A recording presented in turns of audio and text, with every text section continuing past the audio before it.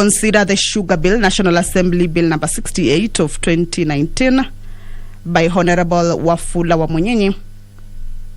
And this is to resume from new clauses. There are a number of clauses that have been proposed to be inserted, while others to be deleted in this particular bill. This bill also, there are new clauses that are being proposed, new insertions, among them the establishment of the Kenya Sugar Research Institute and appointment of crop inspectors. On this bill, some of the new clauses, one is that the bill be amended by inserting the following new clauses.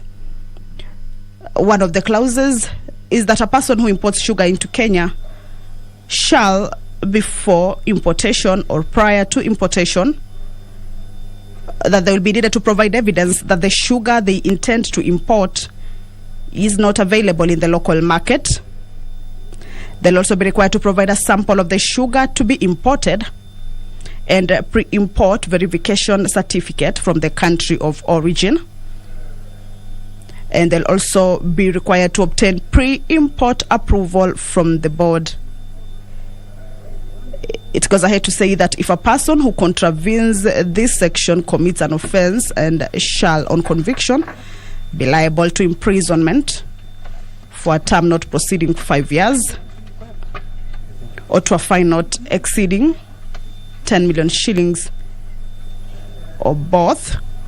It also says a licensed sugar miller shall be licensed by the board to carry out the business of processing industrial sugar. The board shall regulate the processing of industrial sugar. A look at this new part, that is the establishment of the Kenya Sugar Research Institute, is that it seeks to establish a body to be known as the Kenya Sugar Research Institute. And the mandate of the institute, or rather the institute, will be a body corporate with perpetual succession and a common seal, and shall in its corporate name be capable of some of the mandates that this particular institute, that is the Kenya Sugar Research Institute, will be having. They're saying that it can sue as well as it can be sued. It also be required to take a purchase and otherwise acquire, hold, charging and disposing of movable and immovable property. Also borrowing and lending money, entering into contracts, and doing or performing all other things or acts necessary for the proper performance of its functions under this act, which may lawfully be done or performed by a body corporate. The institute also shall promote, coordinate and regulate research in sugar and sugar disease, and expedite equitable access to research information, resources and technology, as well as promote the application of research findings and technology in the development of sugar.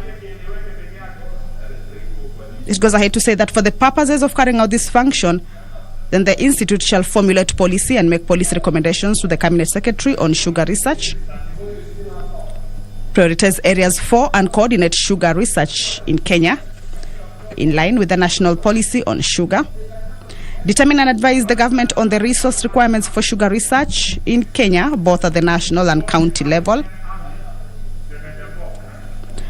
It will also be required to regulate, monitor, and ensure that all sugar research undertaken by other institutions or persons undertaking sugar research is consistent with the national priorities specified in the relevant policy documents.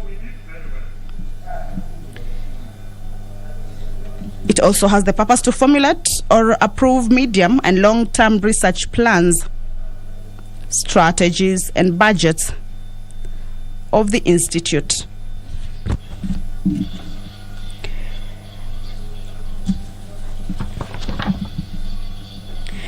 There are actually a number of functions that have been outlined for this particular institute. Those are just but a few.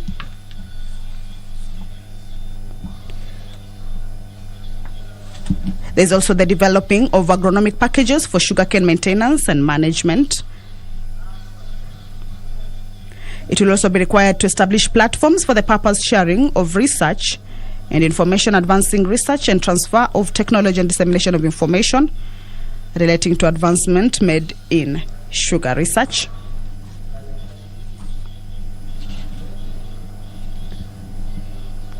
So those are just but some of the contents of the sugar bill that the House will be proceeding on a committee of the whole House to see whether they will consider or reject.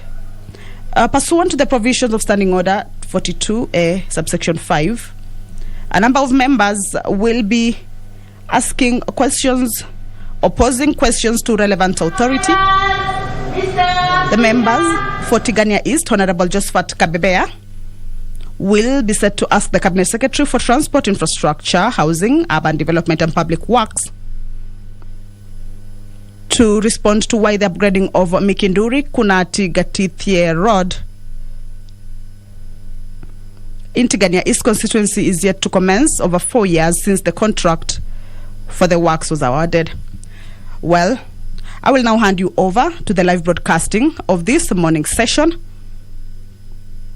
This is brought to you in conjunction with the Kenya Parliamentary Broadcasting Unit and Kenya Broadcasting Corporation. My name is Kamche Menza. Welcome. Ewe Mwenyezi Mungu ambaye kwa hekima na wema wako umeteua nyadhifa za viongozi na mabunge kwa ustawi wa jamii na utawala wa haki wa wanadamu. Twakusihi tutazame kwa neema nyingi sisi watumishi wako ambayo umeridhika kutuita ili tutekeleze shughuli muhimu za jamhuri hii yetu. Twakuomba uteremshie baraka zako sisi tuliokutanika hapa na utujalie tuyatende na kufikiria mambo yote yatakayofikishwa mbele yetu kwa njia ya haki na uaminifu, ili utukufu na sifa zako ziendelezwe na ili kustawisha amani, fanisi na heri ya nchi hii yetu na wale ambao haja zao umezikabidhi mikononi mwetu. Amen.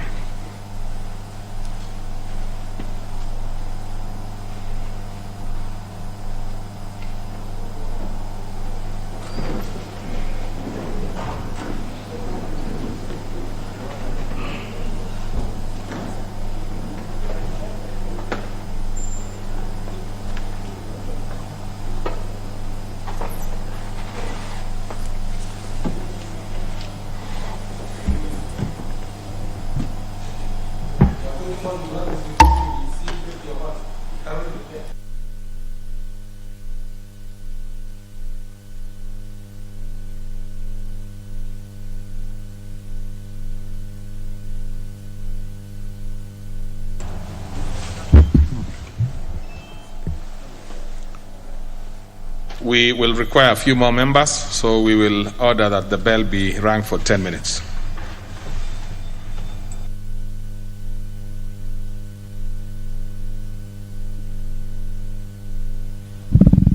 Well,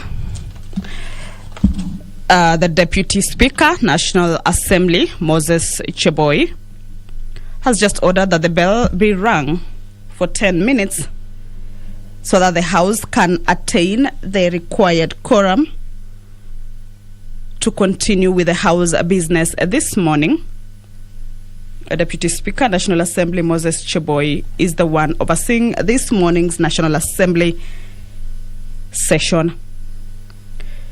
So the bell will be rung for 10 minutes to allow members to walk into the House before the House can commence its business for this morning, the 13th of October 2021. So provisions, that is pursuant to provisions of Standing Order 42A, subsection 5, a number of members will be set to ask relevant authorities some questions. On this morning, the member for Tigania East, Honorable Josephat Kabebea, will ask the Cabinet Secretary for Transport, Infrastructure, Housing, Urban Development and Public Works what measures the ministry is putting in place to ensure that the said road which is currently impassable, is urgently rehabilitated before the rainy season. This is with regards to the upgrading of the Mikinduri, Kunati, Gatithia Road in Tigania East constituency that is yet to commence over 4 years since the contract for the works was awarded. Members there slowly trickling into the house. The other question that member for Tigania East, Honorable Kabebea, will be asking the Cabinet Secretary for Transport, Infrastructure and Public Works is whether there are plans by the ministry to ensure that that particular said road is upgraded to bitumen standards. This will be replied before the Departmental Committee on Transport, Public Works and Housing. Member for Arueda, Honorable Dr. Otiende Amolo, will also ask the Cabinet Secretary for Transport, Infrastructure, Housing, Urban Development and Public Works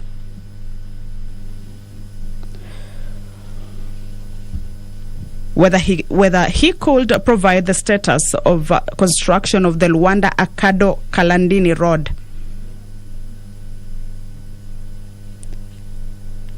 and a low volume sill tamaking in Rarieda constituency, which stalled at Nyandiwa Bridge with only approximately 4.8 kilometers remaining to completion. He'll also ask whether the Cabinet Secretary is able to state the total amount of money that was allocated for that particular road, the amount already paid to the contractor, and the outstanding amount, if any. Again, what action does the ministry ordinarily take against contractors who fail to meet their contractual obligations in the implementation of road projects, for instance, abandoning sites without having completed projects awarded to them? And could the Cabinet Secretary indicate the actions that could be taken against the contractor assigned to the said road who has since abandoned site?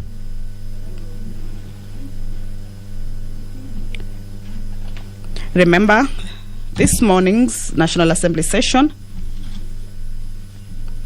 had kicked off, but due to lack of quorum, Deputy Speaker, National Assembly, Honorable Moses Cheboy, ordered that the bell be rung for 10 minutes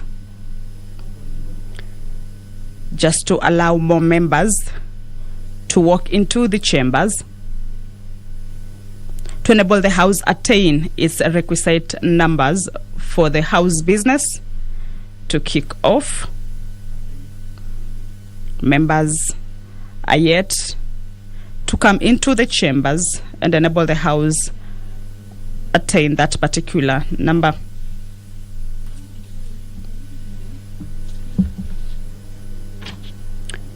The member for Meru County, Honorable Bishop Kawira Mwangaza, will ask the Cabinet Secretary for devolution and arid and semi-arid lands that what step is the ministry taking to ensure food security in Meru County, particularly during natural disasters such as floods, drought and famine, and that what measures has the ministry put in place to establish natural disaster preparedness mechanisms in Meru County, particularly with regard to floods, drought and famine. This is to be replied before the Departmental Committee on Administration and National Security.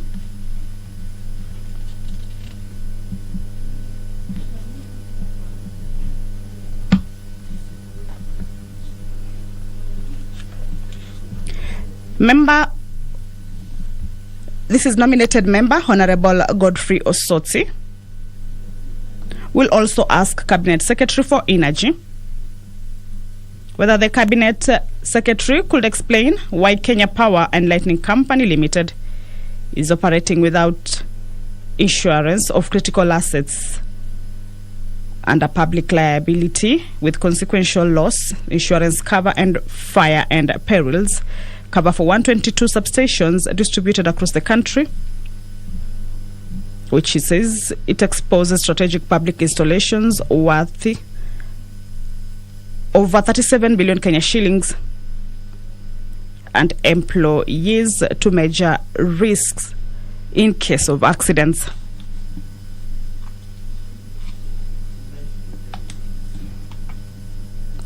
We'll also ask under what circumstances was the procurement of 2 insurance contracts contained in tender number KPI 9A 2RT001INS 2122 not awarded and finalized even after completion of tender evaluation and issuing notification letters to successful bidders. That what steps is the Cabinet Secretary taking to ensure prompt completion of the procurement process and alleviate potential operational and financial risks that are likely to arise from lack of insurance cover for strategic national installations at the KPLC. This one is to be replied before the Departmental Committee on Energy. Members are yet to get into the chambers to enable the House attain its requisite number.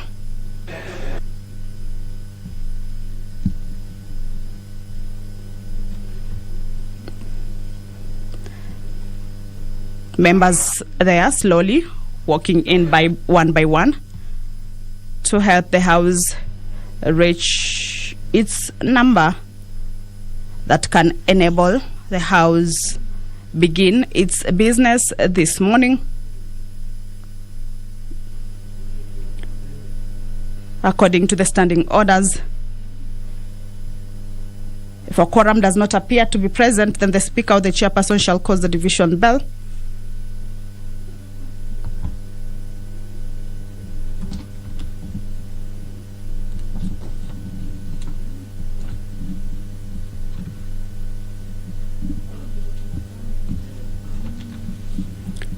To be rung for about 10 minutes. The requisite number for the members for the commencement of the House business is supposed to be 50 members.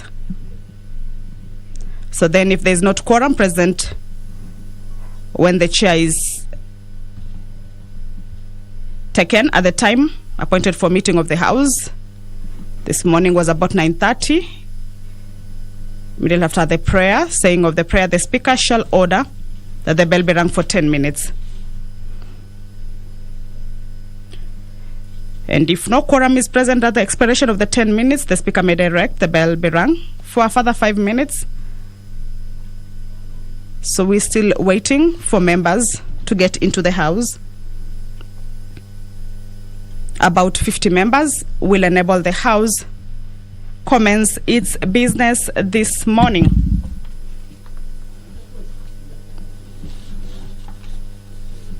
Like I told you, there are about 13 bills that once the House this morning concludes on its committee of the whole to discuss the sugar bill by Honorable Wafula Wamunyinyi, then about 13 bills will be read for the second time. A look at the Community Health Workers Bill that was done by Honorable Martin Owino.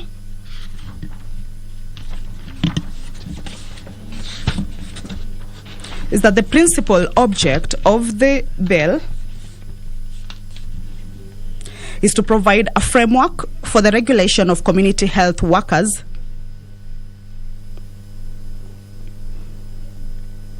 The House is still empty, as you can see. Members have not taken their seats there. But we are hoping that in no time they'll manage to get to the 50 requisite number for the House to commence its business. Okay. So the health community workers... Yes, honorable members, as I said, we are still slightly short of the required numbers. So I will order that the bell rings for a further 5 minutes. The standing orders, of course, allows that. So I can see the whip is coming with a few more members.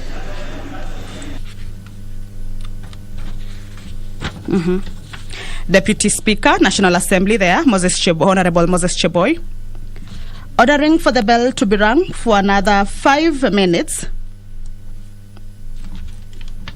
Remember, this is according to the standing orders of the House on the quorum at the commencement of the House, which requires that before the House commences its business, about 50 members need or should be in the House by the time when the chair is taken. Again, at the appointed time for the meeting of the House, around 9:30 is when the meeting was supposed to start, or rather this session. But the number has not been achieved. The bell has been rung for 10 minutes as required. The number is yet to be achieved. So the Deputy Speaker, Honorable Moses Cheboy, has ordered that the bell be rung for a further 5 minutes. And if there is still no quorum present, according to the standing orders, then the Speaker shall adjourn the House forthwith to the next sitting. So hopefully, the next 5 minutes, as the bell is being rung, as members are being given more time to get into the House, hopefully that number will be attained.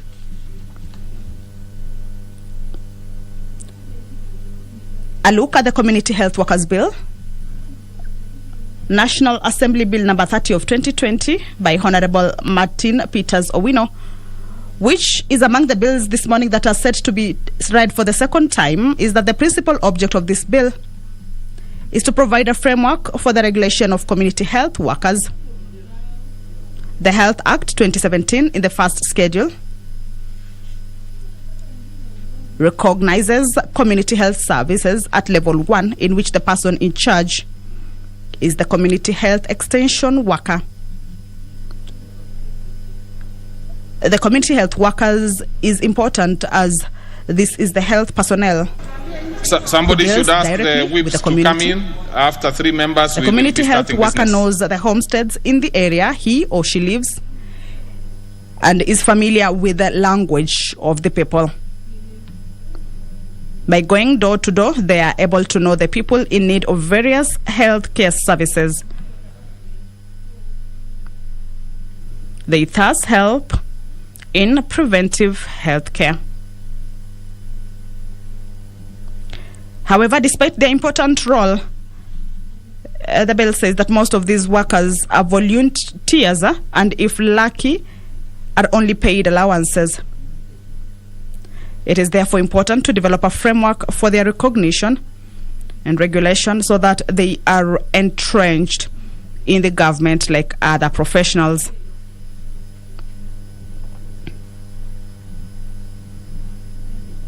So Part 1, Clause 1 to 2 of the bill provides for preliminary provisions of the bill, including the short title and the interpretation clause. Part 2 of the bill, 3 to 16, deals with the establishment and functions and powers of the council. Take your seats. Let's start business. Proceed. Part 3, that is Clause 17 to 25 of the bill, deals with the registration of training and community health workers. Number 2, communication from the chair. Then there's also the discipline of community. 3, messages. So the Sergeant at Arms there has indicated that the quorum has been achieved. I'll now hand you over to the live broadcast. Welcome. Order number 6. Let me just ask the Honorable Majority Whip, which one is it that you have? A notice. Okay, next order. Order number 6, notices of motion. All right, Majority Whip. Thank you, Honorable Speaker. Honorable Speaker, on behalf of the Chair Committee on Selection,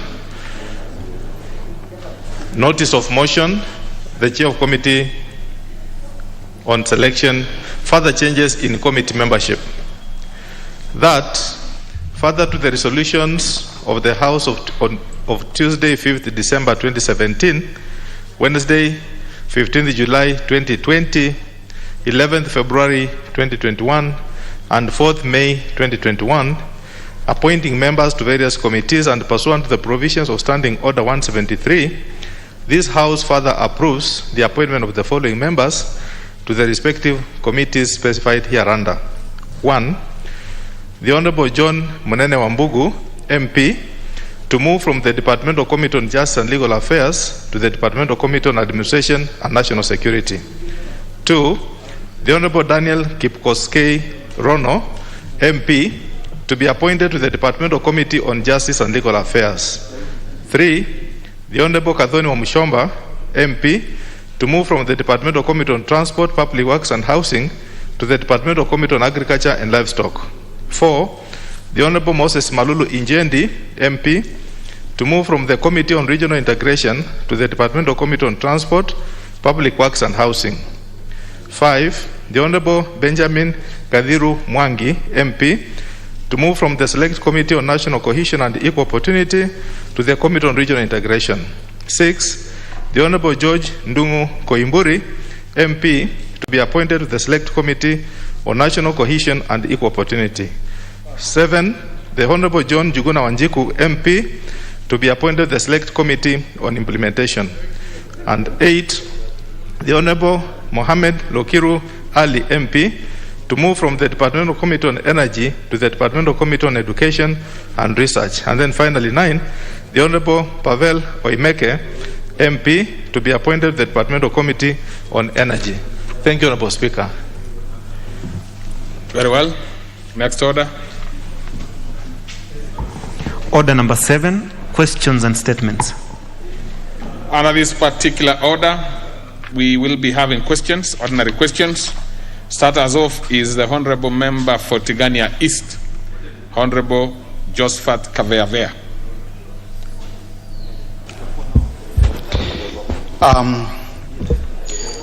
Thank you, Speaker. I rise to ask question number 388 of 2021. Is directing the Cabinet Secretary for Transport, Infrastructure, Housing, Urban Development and Public Works.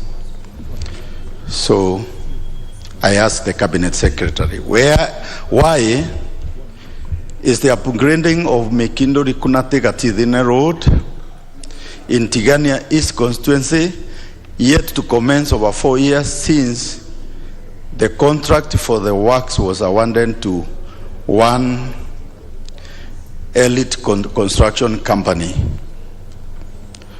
What measures is the ministry putting in place to ensure the said road, which is currently impassable, completely unmotorable, is urgently rehabilitated before the rainy season?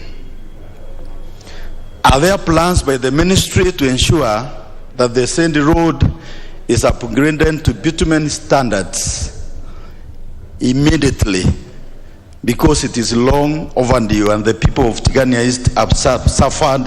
The border people have gotten into serious problems. So what plans are there by the ministry to make sure that the said problem? Order. Take your seat now. You have asked the question. Please do not put new matters into the questions. You've already asked and it's on record. I'm sure you have a problem with those roads, really. That's why you want to add every other thing on top of it. But the question will be replied to before the Departmental Committee on Transport, Public Works and Housing. Next is the member for Arieda, the Honorable Dr. Otienda Amolo, Senior Counsel. Thank you, Mr. Speaker. Mr. Speaker, I rise to ask question number 398 of 2021, directed to the Cabinet Secretary for Transport, Infrastructure, Housing, Urban Development and Public Works. Roman 1, could the Cabinet Secretary provide the status of construction of the Luanda-Akado Kalandini Road under low volume seal tarmacking in the Arieda constituency, which tolled at Nyandiwa Bridge with only approximately 4.8 kilometers remaining to completion? Roman 2, could the Cabinet Secretary state the total amount of money that was allocated for the road, the amount already paid to the contractor, and the outstanding amount, if any? Roman 3, what action does the ministry ordinarily take against contractors who fail to meet their contractual obligations in the implementation of road projects? For instance, abandoning sites without having completed projects awarded to them. And could the Cabinet Secretary indicate the action to be taken against the contractor assigned to the road who has since abandoned site? Roman 4, could the Cabinet Secretary state the measures that the ministry has put in place to ensure that construction of the said road resumes as soon as possible and that the project is completed, and state the revised completion timeline? Thank you, Mr. Speaker. Very well, that's the ideal way of asking questions. Many members always indicate the different Roman numbers as different questions. So the senior counsel has done it very well. So that will be replied before the Departmental Committee on Transport, Public Works and Housing. The next is a member for Meru County, the Honorable Bishop Kawira Mwangaza.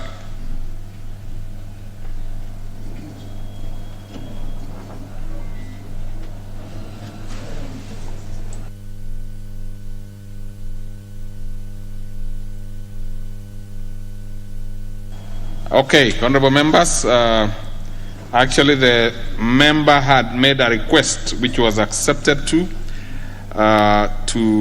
defer this particular question. So I defer that particular question to another opportune time.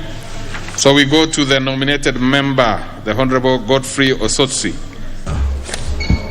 Thank you, Mr. Speaker, for the opportunity to ask the question number 421 of 2021.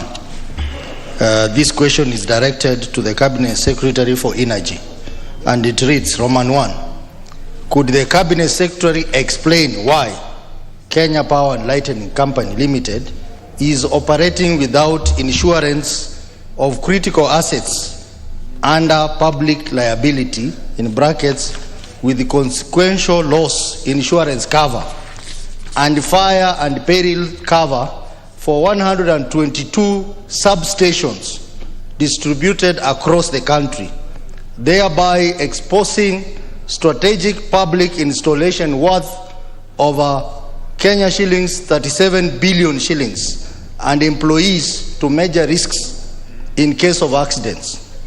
Roman 2, under what circumstances was the procurement of 2 insurance contracts contained in tender number KPI/RT/9A2/INS/21-22 not awarded and finalized even after completion of tender evaluation and issuing notification letters to successful bidders? Roman 3, what specific steps is the Cabinet Secretary taking to ensure prompt completion of the procurement process and alleviate potential operational and financial risks that are likely to arise from lack of insurance cover for strategic national installation at Kenya Power and Lighting Company? Thank you, Mr. Speaker. Very well. That one will be replied to before the Departmental Committee on Energy. And that marks the end of our question time. So we go, what is a point of order? Who is that? Because there are only 3. Is that Honorable Gikaria? Thank you, Chair. Thank you, Mr. Speaker. Mr. Speaker, I just wanted you to assist me. I did ask a question in February this year regarding to the Cabinet Secretary, Transport and Infrastructure. Honorable Speaker, one of the issues was about roads being done by Kura in my region without public participation, and that was the essence of the question. To date, it is still continuing, that they are just doing roads without even engaging the public to identify which roads. Honorable Speaker, I would really want to get the committee as to why this question has never been answered since February this year, Honorable Speaker. Now, Chair, Transport, Departmental Committee on Transport, Public Works. Any member from that particular committee?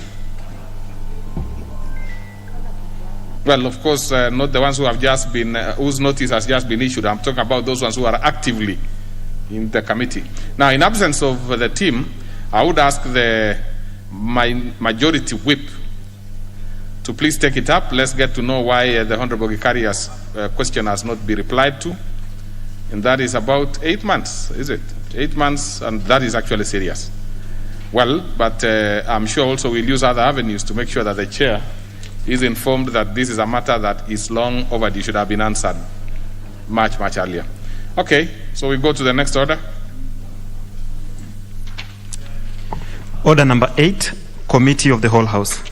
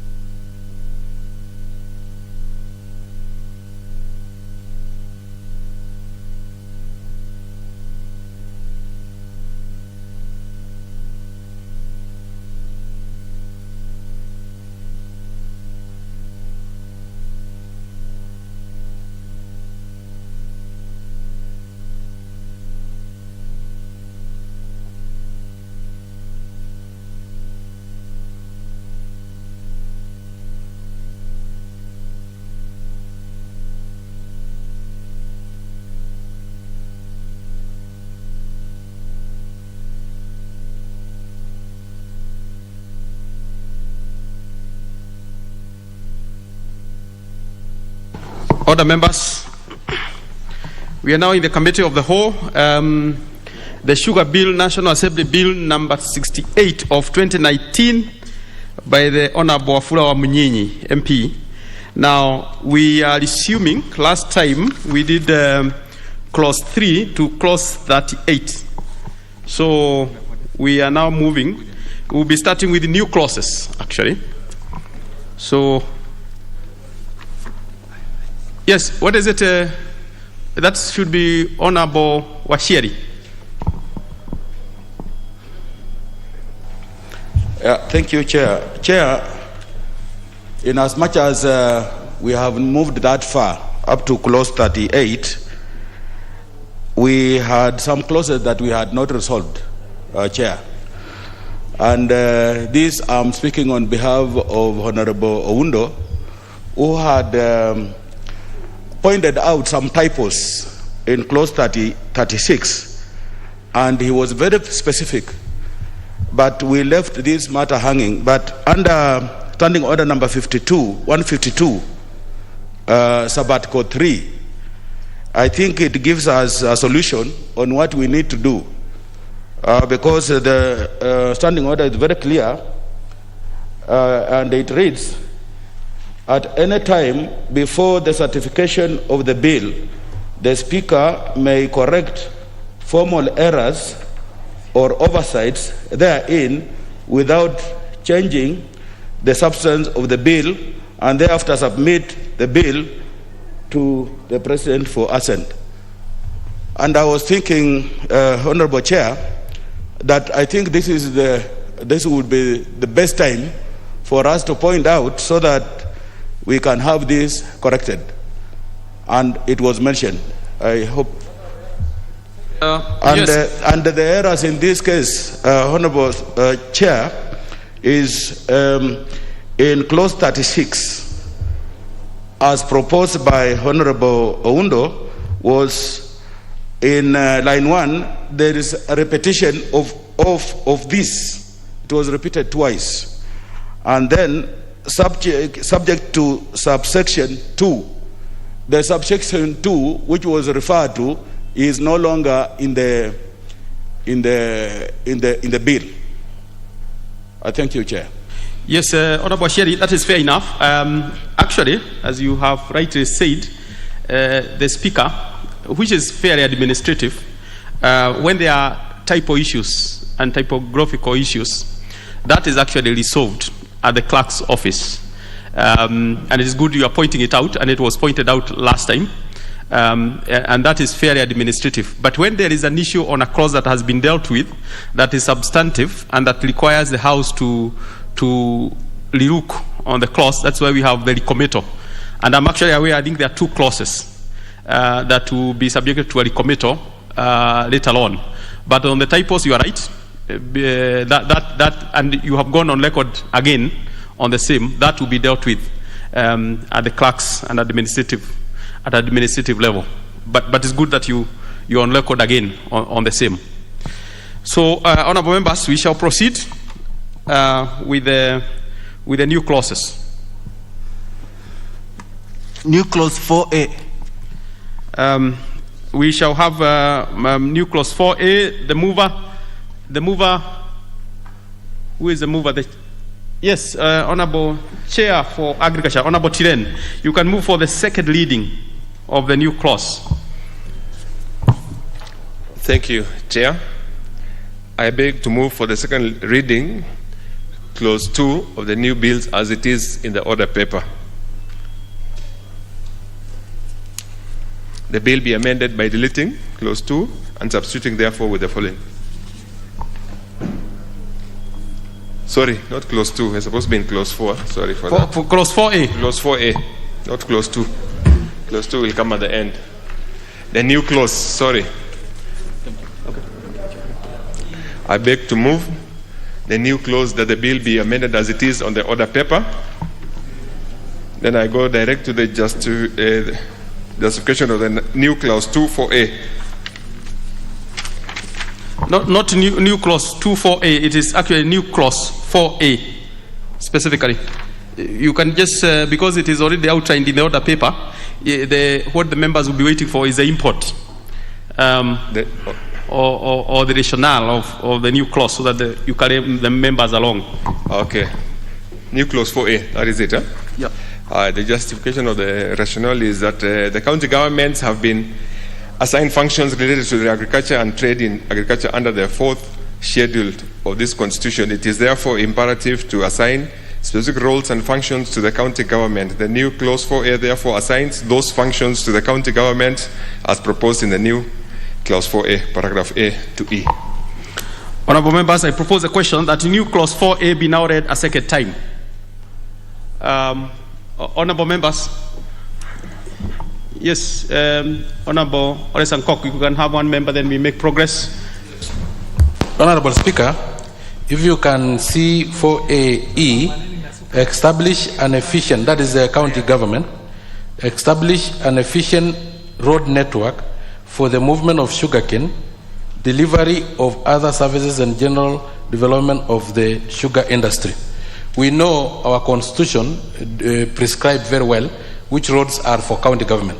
Now, sometimes the sugar belt can be within those roads that are within the national government. Now, will they now maintain all the roads that are next to any sugar plantation or sugar factory? Thank you, Chair.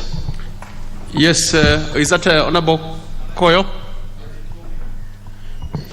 Thank you very much, Honourable Speaker. Honourable Chair. Honourable Chair, the sugar roads, the roads that my friend is speaking to are well defined as sugar roads.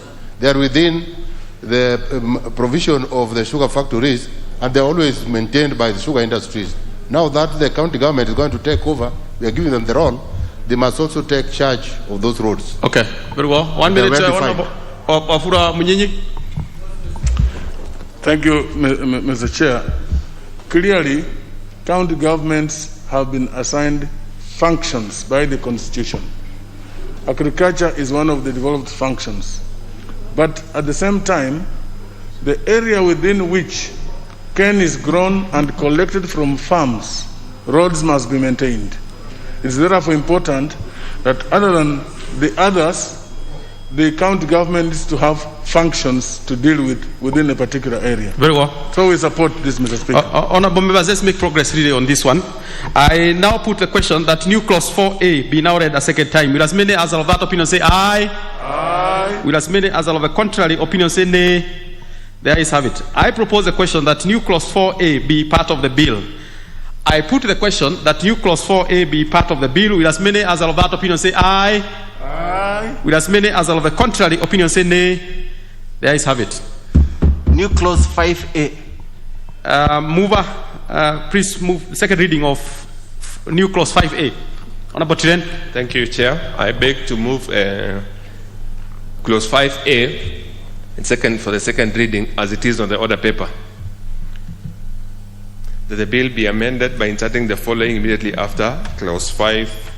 After clause 5. Then I go direct to the justification. The rationale for the new clause 5A. There is need to provide for a duration within which the board member can serve. The provision provides for the term of the board as being 3 years. Thank you.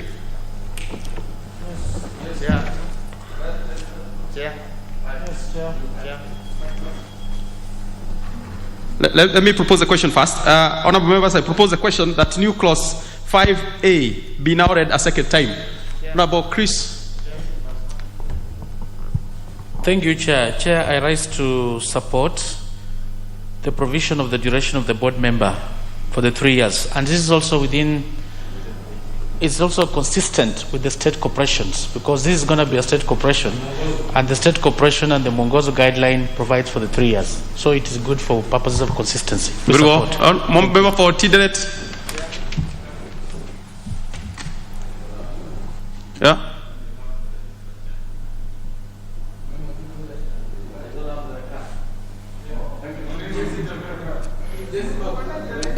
Member for Tidelet, please proceed. I think you are not on record. Be on that borrowed mic. The scenes are yours. We're not coming with a... Yes. Thank you, Chair. Chair, as actually expounded by the member for Kiminini, it's actually to follow the Mwongozo, and two, to ensure that the board doesn't collapse with the expiry of all the term of all the 4 members. So we stagger it to ensure that the membership is there and the board shall continue when one member retires. Thank you. Okay. Honorable members, if we can take a minute or so, and then I'll have to balance, not so that we also make progress, but also give members an opportunity to say something. Thank you, Chair. Chair, I want to support this introduction with the new clause 5A, because, Honorable Chair, there are also those people who would want to be board members forever. We don't want to encourage that a person becomes a permanent board member. Therefore, let us give a caveat of the period so that new entrants can come in as and when the 3 years can expire. Thank you, Honorable. Honorable members, I will now put the question that new clause 5A be now read a second time. Will as many as are of that opinion say aye? Will as many as are of a contrary opinion say nay? The ayes have it. I propose the question that new clause 5A be now be part of the bill. I put the question that new clause 5A be part of the bill. Will as many as are of that opinion say aye? Will as many as are of a contrary opinion say nay? The ayes have it. New clause 5B. Honorable Chair, second reading of new clause 5B. Thank you.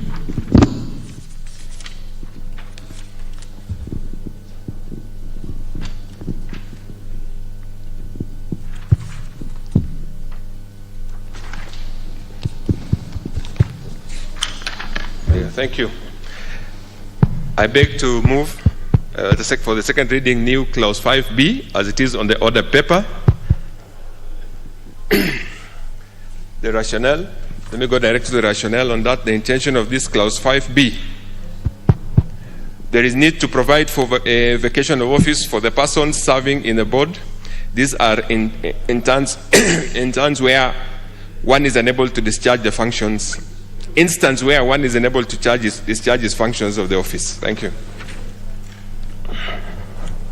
Honorable members, I propose a question that new clause 5B be now read a second time. Yes, Honorable Oudo.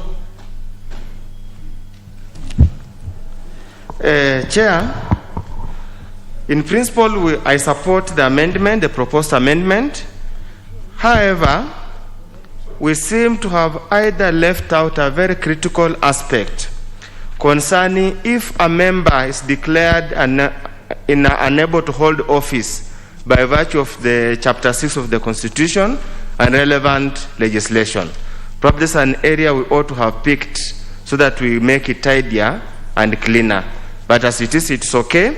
Save to only now the issue of number D is convicted of a criminal offense and sentenced to a term. I suppose that is okay. But just the missing out that particular aspect in relation to ethics and integrity chapter of the Constitution could be a big problem. Okay. Thank you, Chair. Let's have honorable. Yes, let's have honorable. You don't have your card. I can't trace you on. I don't have. Proceed. You have the mic. You still have the mic. Okay. Although. Thank you, Speaker. I also stand to support the amendment, insertion of the new clause 5B, in that definitely if somebody is not able to perform his or her duties anymore due to many factors, he or she should cease to be a member and be replaced. And also it is important to show that officers of the Sugar Board should not also be part of become board members. So in that I support the insertion of clause 5B as it is in the order paper. Thank you. Honorable Pukose.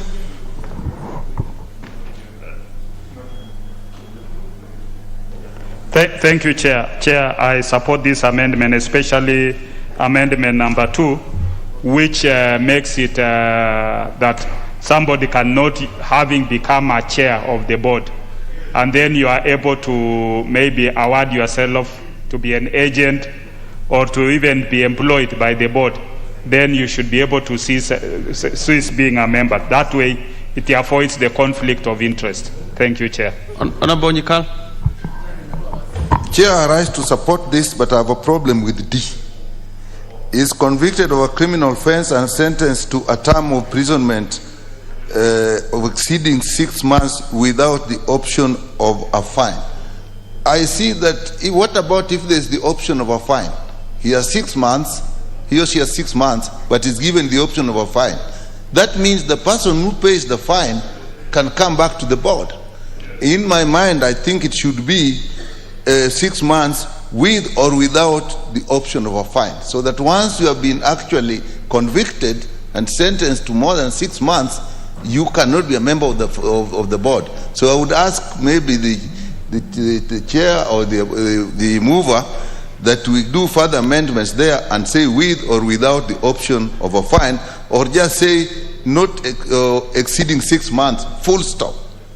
Okay. I would really see, because then there would be some discrimination there. Let's hear Honorable Afura Munyinyi, and I'll come back to the chair. Chair, it's the same thing I wanted to raise. I think it's a matter of concern. If you notice, all past proposals, legislation that we have done, there has been that gap.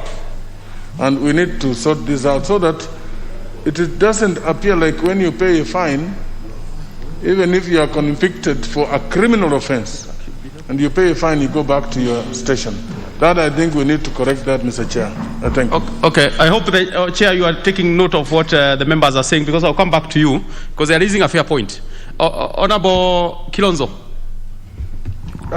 Chair. As a member, as a chair, organizes his thoughts to... Chair, we don't legislate the obvious. When somebody dies, he's already dead. So you don't need to put G. So I think we should treat that as a type also. Because once you're dead, you're dead. So you don't legislate the obvious. That's why you don't legislate to say at this time you can go to the toilet and all that. So I think G should be treated as a typo and we remove it. Well, when they die, indeed. When somebody is dead, is dead. I'll give the final one, then we have the chair. Honorable, yes. You also don't have a card. Chair. Honorable Sotsi. Chair, the reading of this amendment leaves out a very fundamental issue. Because if you look at the appointment, it is the Cabinet Secretary gazettes the members of the board. what happens when the same cabinet secretary is unhappy with some of the members of the board? It is not, the gazettement is not listed as one of the reasons of a member ceasing to be a member of the board. I think it will be clean if we say the gazettement by the cabinet secretary, because there will be moments where the cabinet secretary will feel someone has to be sacked. So that particular member can be degazetted. It is not listed. So by dint of this amendment, it means that one can be appointed by the cabinet secretary and it will be very difficult to remove him or her from the board membership. But Honorable Sossi, I don't know, but do you want to give a person in the name of a cabinet secretary the latitude to gazette and degazette? Isn't the gazettement based on the issues raised, the 1 to A to G? Chair, since you have given him the latitude to gazette, you should also give him the latitude to degazette. Well, you have there are moments where it will be tenable for you to degazette a member of the board. Fair enough. Of course, under some conditions. Chair, please. We must make progress. I wanted to give one of my members. Oh, you want to give? Yes, Honorable Mary? Yes. Is that one of your members? Yes. Please. And we must make progress on this. Yes, thank you, Chair. We are making progress. I thank the Chair for giving this chance. I think if we allow the Cabinet Secretary to degazette, actually we are sapping the power of the people. It is the people who elected the board, and the Cabinet Secretary has no role. His duty is to gazette, so that the board shall act independently. So if we are going to insert that issue, what Honorable Osotsi is saying, Chair, I think it will actually water down the whole issue of the sugar board. And I think that is exactly the same thing we did in tea board. But I support, because all the issues that we have been raised is actually removing and doing the typos, and everything will be okay. I thank you, Chair. I support. Chair, please, you have the space now. Thank you. Based on what some members raised here. Thank you very much, Chair, for that opportunity. And I think members have talked very well. And I would agree. And also what Meli has said, it's very clear. Let the board decide. Let's not give it to an individual, because once you give the CS, you'll be giving one person to make those decisions. Once the board has raised an issue and it goes, then it can be taken that direction. On the issue of the conviction, the one of 5B, 5B, D, the conviction of a criminal offense, sentenced to a term of prison exceeding with or without the option of fine. I think it should be, we need a further amendment on that so that we put it on both, so that we are able to capture that. Thank you. Then you need to go on record. Do it so now. I have to do a further amendment such that it's going to read this way, that D will be is convicted in a criminal offense and sentenced to a term of imprisonment of exceeding 6 months with or without the option of a fine. Okay. You need to record that so that I sign it. But honorable members, I put the question that new clause 5B be now read a second time. Will as many as are of that opinion say aye? Will as many as are of a contrary opinion say nay? The ayes have it. I propose the question that new clause 5B be part of the bill. I put the question that new clause 5B be part of the bill. Will as many as are of that opinion say aye? Will as many as are of a contrary opinion say nay? The ayes have it.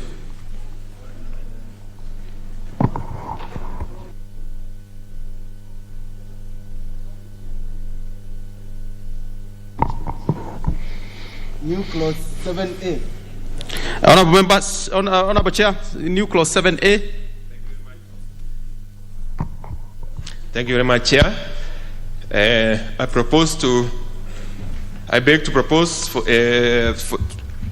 clause 7 for read a second time. The bill be amended as inserted in the following new clause immediately after clause 7. The justification of the rationale of clause 7A. The new clause 7A gives powers to the board to establish committees for efficiency purposes. This is still in line with the Mwongozo guidelines. This is to ease the operations of the board where matters are considered by the committee before consideration by the board. Thank you. Honorable members, I propose a question that new clause 7A be now read a second time. I'll give members who haven't spoken on this. There is a member at the far end. Emaniko, please. Well, there are members who are interested and they haven't spoken. I'll give them a chance. Thank you, Chair. I rise to support this amendment. This is very good for ease of work and even efficiency, because committees will be able to handle specific tasks in detail. Thank you. Very well. Yes, let's have Honorable Oudo. Chair, the amendment is right and it's the normal practice nowadays. However, there could be some mischief, not one to call it mischief as such, but probably a misuse under our subsection 2, where it allows the boss to co-opt to sit in the committee established and such other person whose knowledge and skills are necessary for the performance of the functions of the board. Some of those skills are basically management. I'm not so sure what's the impact or the importance of this, other than to find your friends and colleagues or outside there to come and sit for the purpose of earning allowances. But probably as it is, we can leave it to go that way. But this area is a mischief there. Honorable members, I will put the question that new clause 7A be now read a second time. Will as many as are of that opinion say aye? Will as many as are of the contrary opinion say nay? The ayes have it. I propose the question that new clause 7A be part of the bill. I put the question that new clause 7A be part of the bill. Will as many as are of that opinion say aye? Will as many as are of the contrary opinion say nay? The ayes have it. New clause 9A. Chair. New clause 9A. No, clause 9 or 10? Clause 10. New clause 15. Unless it should be new clause 15. Just check. 15 is a new clause, if I'm not wrong. New clause 15A. Yeah, correct. Wait. Just check.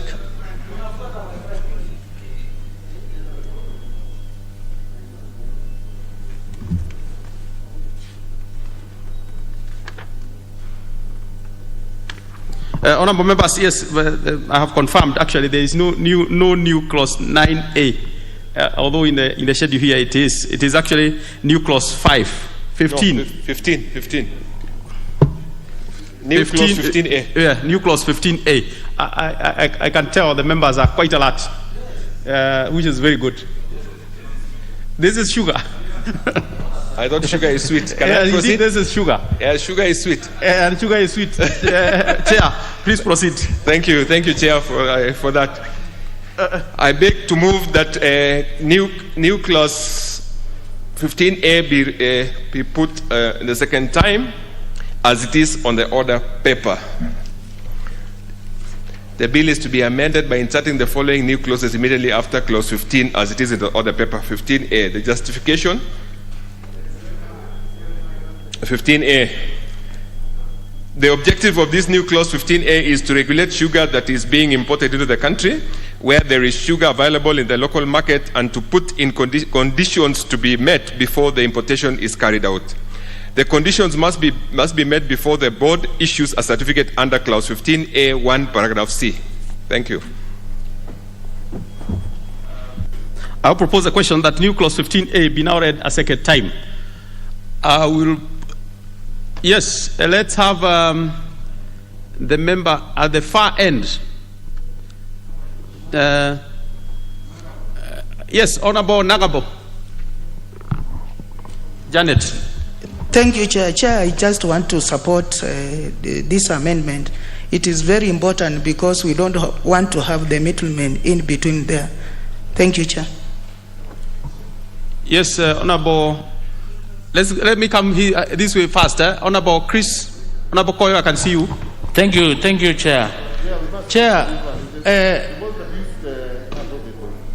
Chair, we've seen in this country, particularly when we're approaching elections, many people abuse this privilege, whereby they import sugar for purposes of making money to fund elections, and we need some measures.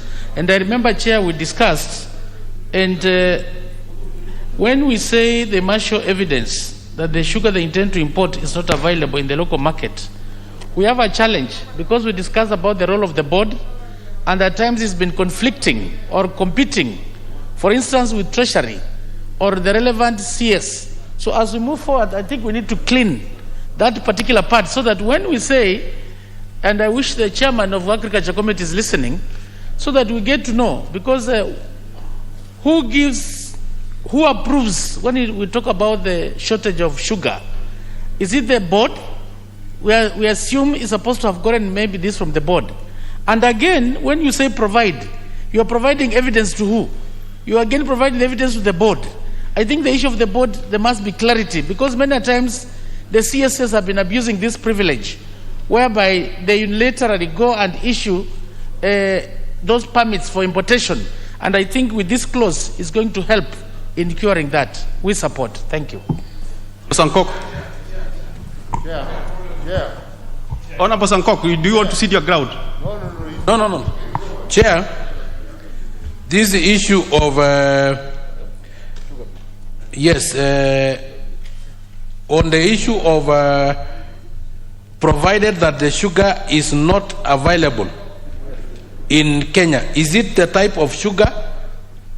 Because it says provide evidence that the sugar they intend to import, meaning there is a type of sugar that is not available. I don't know if there is several types of sugar. I think we should only say provided that the sugar is not available in Kenya. Otherwise, they may create artificial shortage of a certain category of sugar, because sugar is sugar in any case. Okay, let's first hear from Honorable Tum Chebet. You need the mic. Honorable Tum Chebet. Yeah, Chair, there is need to regulate the sugar which is entering the country, so that, Honorable Chair, we need a sample need to be given so that we don't drink mercury, and we need to know whether the said sugar is not in Kenya, so that we don't kill the sugar industry in Kenya and we don't kill our own manufacturers if the same sugar is to enter our country. Thank you, Honorable Chair. Okay, yes. Before I come this way, let me give to Honorable Koyo. 1 minute each. Thank you very much, Chair. Chair, this is the most controversial part of this bill.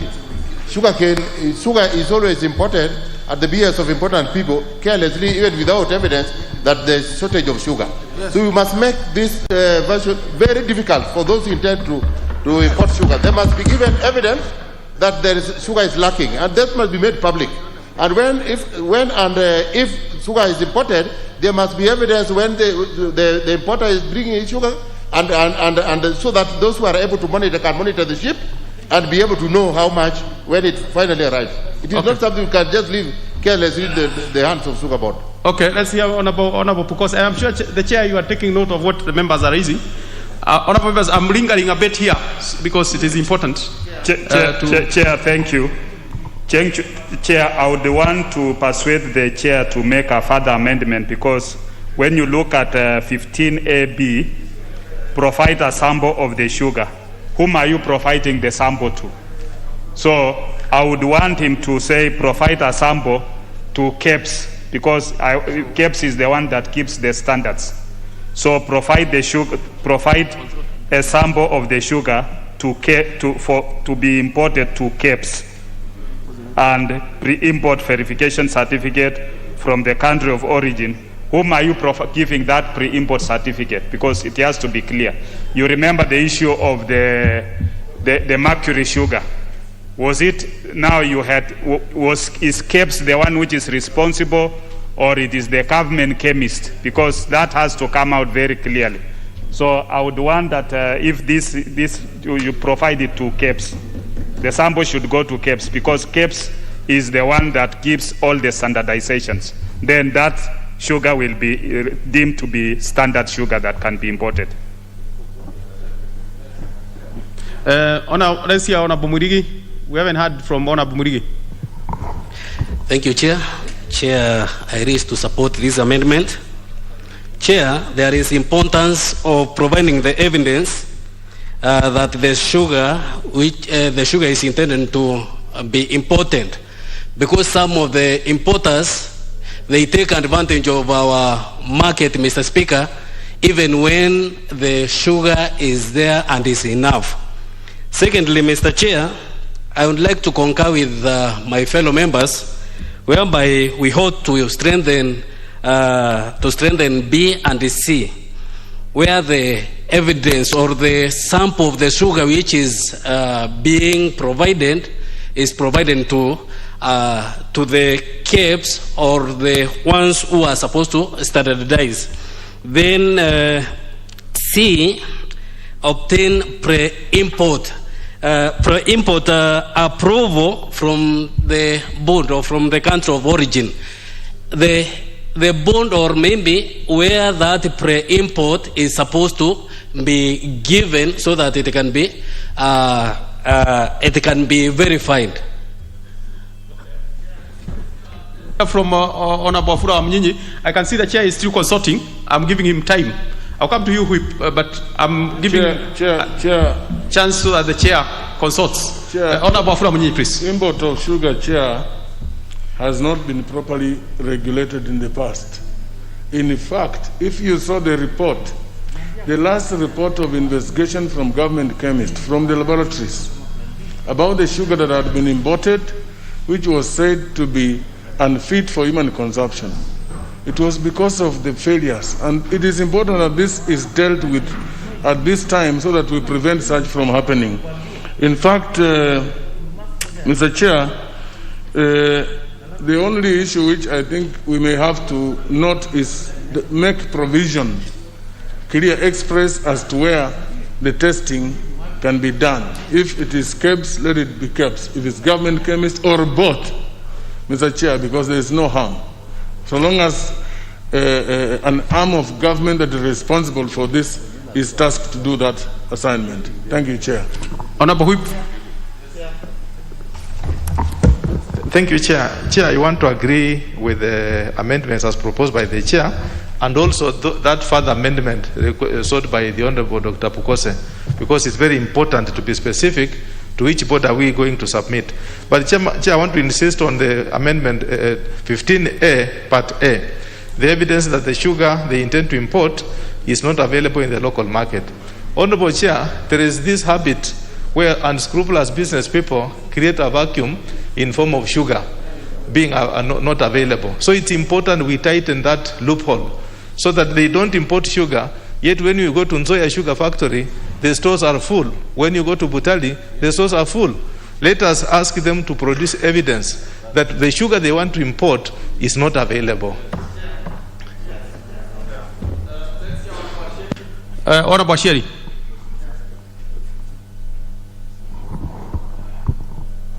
Thank you, Chair. Chair, you will agree with me that this new clause 15A is attracting a lot of reaction, and I think this is where we have had a very big problem from the previous experience. And therefore, I wanted to request the Chair to be very careful on what he puts here, because this will determine on how we handle this sector. Chair, we have also had an issue of how we import sugar. And the manner in which we handle the sugar that is imported. Because sometimes we bring in bulk sugar, and this bulk sugar is exposed to moisture in the ocean, and in the process, even if it would have met the standards at the point of origin, when it gets here, it would already have been contaminated, and that's how we got mercury and all this. So we must be very specific that sugar must be imported in bags that are marked by the company that has manufactured. This clause must be very, very clear. And the issue of KEBS, we should not leave that statement hanging. I've heard what Honorable Bukosa said. It must be approved by Kenya Bureau of Standards. It should not just be the issue of issuing certificates or whatever, but it should be approved by the Kenya Bureau of Standards before it's imported. Okay. Thank you, Chair. Chair, let me know when, Chair, you have consulted enough, because we also can't be on this clause forever. Let's hear from this side. Honorable Udo. Chair, I want to join also my colleagues in basically expressing reservation on 15A1A, I think B has already been indicated. Ordinarily, there should be one of the mandates or the functions of the board is to monitor the sugar industry. I think that before anybody is allowed to import, there must be a report indicating the sugar shortage in this country, so that we go probably in a more complete and different approach of inviting bidders who are sugar importers to import based on the recorded or published shortage. I think that should be, and that's why I would request the chair, if you could allow, probably recommit this particular new clause so that we do further amendment to tighten the loopholes that have been exploited and abused in the past. And then, Honorable Chair, we should also try to make it clear that a miller should never be given a license to import sugar, because that process kills the sugarcane farmers. Because it's cheaper to import, they will leave the sugarcane to rot in the farms as they import sugar. Thank you, Chair. Let's hear Honorable Mutunga. Honorable Mutunga hasn't spoken. Yes. Thank you very much, Chair. Chair, I am a member of the committee, and I want to reflect back during the last year or the other year when we were discussing the sugar matters and the kind of experience we went through. Chair, when sugar is supposed to be imported here, there are different types of sugar, depending on the purpose or the user of that particular sugar when it lands into this country. Before importation, there must be pre-export, pre-import inspection on the other side. That we must be satisfied that that sugar meets the conditions of this country in terms of the user. And secondly, Chair, the bulk importation and bagging are two issues we need to be very careful when we legislate. Bulk importation can bring sugar up to the port of entry without any contamination. I want to repeat that, Chair. Internationally approved vessels for transportation of sugar have got the capacity to land sugar in Mombasa or whatever the port of entry without any form of contamination. So if we block that out, we will be interfering with the international trading system, and we shall also make sugar very costly. Because if you do bagging at the port of export, on the other side at the source, then you bring in a lot of other issues in terms of, increasing the labor, the handling aspect of it. So that's an issue we need to consider. The other issue, Chair, it is okay the way the clause is in terms of declaring evidence. But evidence is not given by these individuals. Evidence is given by the government. And somebody has spoken to the fact that the authority must be monitoring. One of the functions of the authority is to monitor the sugar scarcities or, the sugar supply chain, so that we are sure that the supplies management meets the records that it can probably inform importation. Thank you, Chair. Honorable Kioni hasn't gotten a chance. And honorable members have really lingered on this one. Really. Honorable Kioni. Mr. Chairman, just before the question, and I speak as a person coming from a non-sugar growing area. And the concern that I think needs to be factored, and I'm sure it's likely have been captured in the bill, is on the issue of the cost of production. Because for us, it doesn't matter what kind of law we put in place. If the cost of production is such that the sugar from outside is cheaper than from the one from inside, then it beats the purpose for everything that we do. So we must also address the cost of production of sugar in our country. And I believe that the drafters of the bill will have paid attention to that, because that alone will negate the whole exercise of doing a bill. If we do a bill to protect a product that is more expensive here than it is from outside the country, it beats the market. Honorable Mary, have a minute. Chair, from the onset, I support this amendment, but I want to ask my ranking member, Honorable Kioni, that as much as our local sugar, ranking member, our local sugar is expensive in other parts of the world, governments protect the interest of the citizens. It is not about this country being a market of other countries. So, Honorable Chair, I just go straight to the point that what Honorable Undo just indicated, and I want to ask the chair that we do a further amendment that a miller should not be allowed to import. And on this basis, Chair, I come from sugar growing areas. We know of a number of millers who just build very small factories. They will just pick around 600 tons of sugar. Then their whole business is to import sugar. So that by the end of the day, I think you saw something that was viral in the media a few weeks ago. It was in my constituency, where there was a fleet of tractors along the road, and these tractors were queuing, and the miller is picking 150 tons of sugar per day. Tons per day. If you understand that, Chair, Chemelil Sugar Company used to have 4,000 tons per day. Now an individual says he's a miller and he's only taking 150 tons per day. Another one is taking 400 per day. Then he says he controls 40% of the market. From where? So in this case, we must stop the miller from importing and have somebody else who is different to import, because if we allow the miller to import, by the end of the day, you'll realize that the farmer, the miller, will stop the business of manufacturing and now engages in what Honorable Kion was saying, go and import the cheap sugar. So, okay. Honorable Chair, I ask that the committee chair looks into this again, and then we can actually tighten the loophole and save the farmer. I thank you. Honorable Chair, you have the space now. We support. You have spoken.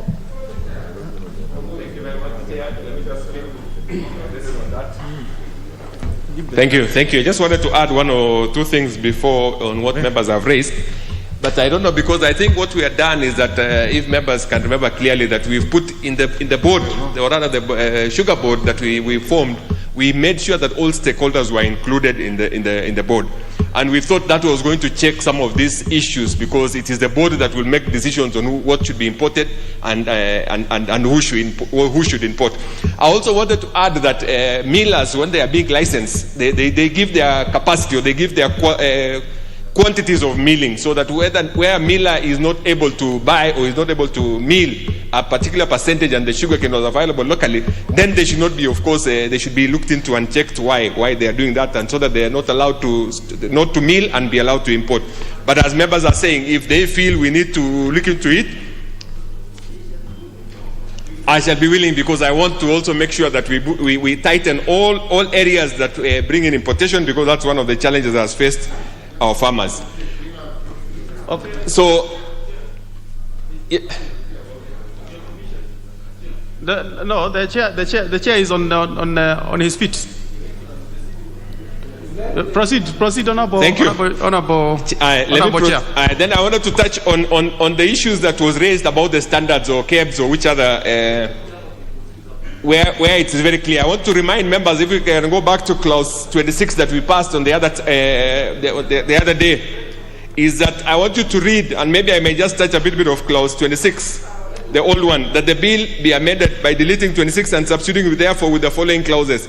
If you remember 26(1), all sugar millers and importers shall ensure that the sugar produced locally or imported into the country meets safety and quality standards as set by the body for the time being responsible for setting standards, which I don't know, KEBS and all the others will be included there, because it's going to cover on the issues. There is also the safety on health standards and food handlers and the rest. If you go and read 26(1)A, B and C, it will cover issues, the one you wanted to KEBS, or you wanted which area to be of standard. So I think committee sorted out that, and I think that one should remain as it is. Thank you, Chair. Very well. Honorable members, I will put the question that new clause 15A. All the members, I now put the question. We must make progress. What is out of order, honorable Whip? What is out of order? Thank you, Chair. Thank you, Chair. I want to appreciate you for giving me the chance. Yes. The amendment suggested by Honorable Meli goes to the root of the problems in the sugar industry. It's important the Chair expresses himself on that, because he's the lead of this bill, so that we all endorse it to Honorable Chair. What is the problem that came into this house on the sugar bill, on the sugar issue, is because a miller was importing on behalf of others. Therefore, Honorable Chair, let us curb the millers from importing so that later our farmers enjoy the benefit of their sweat. Order members, let me advise so that we make progress. Honorable Whip, you know the standing order. There is nothing that stops you from recommitting, and then you get a bit of space to talk and negotiate and agree. So nothing stops us from doing a recommittal at some point, so that then members get an opportunity to discuss this even further. Even when the clause is approved now, when we are reporting, you can do a recommittal. That means we revisit all that, because we must make progress. I put the question that new clause 15A be now read a second time. Will as many as are of that opinion say aye? Will as many as are of the contrary opinion say nay? The nays have it. In that case, I will not put the final part of that bill to be part of the bill, because there is a nay. Honourable members, I want us to revisit other members. Honourable Sankok, you are the one who had said that there was no new clause 9A, and the members seem to have agreed with you. Actually, there is a new clause 9A. I think what happened, the new clause 9A came much later in the order paper. Actually, it's in page 1277. And it was not proposed by, the proposed amendment is not by the chair, it's actually by Honorable Wafula Munyinyi. So in that case, I think it is fair enough to revisit new clause 9A. If you go to your order paper, page 1277, it is there. So we shall revisit that, then we give Wafula Munyinyi an opportunity. Please. New clause 9A. Honorable Wafula Munyinyi.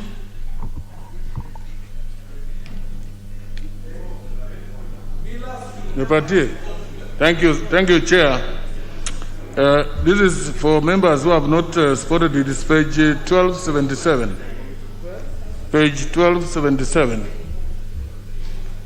Proceed. Mr. Chair, I beg to move that the bill be amended by inserting the following new clause immediately after clause 9. 9A. 1. The headquarters of the board shall be in Kisumu County. And B. The board may establish offices in other parts of the country as the board may determine.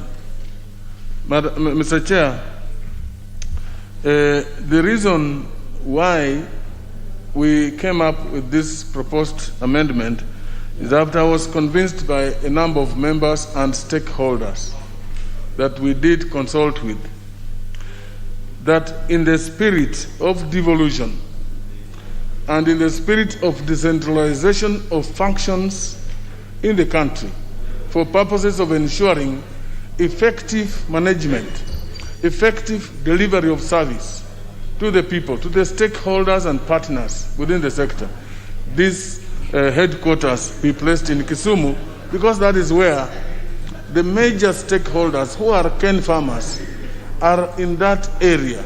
They are in Kakamega, they are in Bungoma, they are in Nyanza, and they are in other parts in that area, Mr. Chair. Why should we have a headquarter of, like, for example, maize, Mr. Chair? The managing director of Sirius Board sitting in industrial area in Nairobi, when maize is grown in Eldoret, in Kitale, in Nakuru, where the granary is. But Mr. Chair, I would like to inform members also that for accessibility, for easy accessibility of the headquarters by the players. Okay, very well. By the players, I propose that this amendment be supported, Mr. Chair. I thank you. Honourable members, I propose a question that new clause 9A be now read a second time. I'll give only 2 members, particularly those who haven't spoken on this. We shall have Honourable Makari. Yeah, thank you, Mr. Chairman.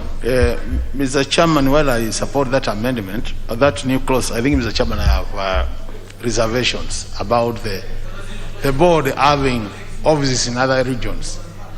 Mr. Chairman, the work of a board is strategic direction to the organization.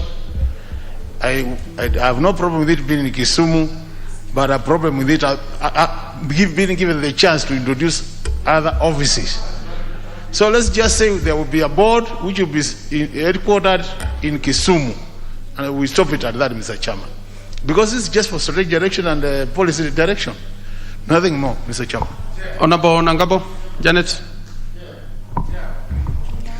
Chair, I want to support the amendment. It is true the headquarters must go to Kisumu because some of us, like from Trans Nzoia County, it will be easy for the farmers from that area to Kisumu. And it is also important because we want to devolve each and every issues so that even the growers can also benefit from that.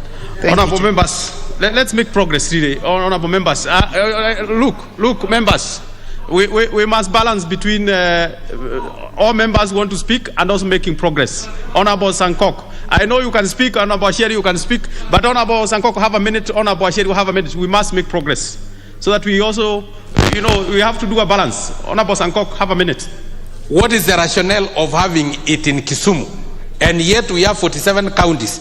Does it mean that Kisumu is a designated headquarter of a certain region? That is one. Secondly, some of us from Transmara, transporting it all or going to be answerable in Kisumu will not accept from Transmara Sugar Factory. And lastly, we only have one capital city, that is Nairobi. As far as we are still one country, our capital city is in Nairobi. So Honorable Asheri, have a minute. Thank you, Chair. Chair, quickly, I want to say that the headquarters only handles administrative matters. And the board is not about only the production, it's also about the supply of sugar. And therefore, covering the entire country. Chair, this will be a very big mistake for us to take the headquarters of Kenya Sugar Board to Kisumu. Let it remain in Nairobi so that it can also access the government headquarters. The ministry is here, Chair, for quick consultation. We don't need to have the headquarters of Kenya Sugar Board in Kisumu. Let it remain in Nairobi, where we already have facilities, and we don't want to condemn these facilities so that, again, it costs the farmers. Let the members decide. I will put the question that new clause 9A be now read a second time. Will as many as all of that opinion say aye? Aye. Will as many as all of the contrary opinion say nay? Nay. The ayes have it. I propose the question that new clause 9A be part of the bill. I put the question that new clause 9A be part of the bill. Will as many as all of that opinion say aye? Aye. Will as many as all of the contrary opinion say nay? Nay. The ayes have it. New clause 15B. Chair, new clause 15B. You have the floor. Hata nimepotea 15B. Aye.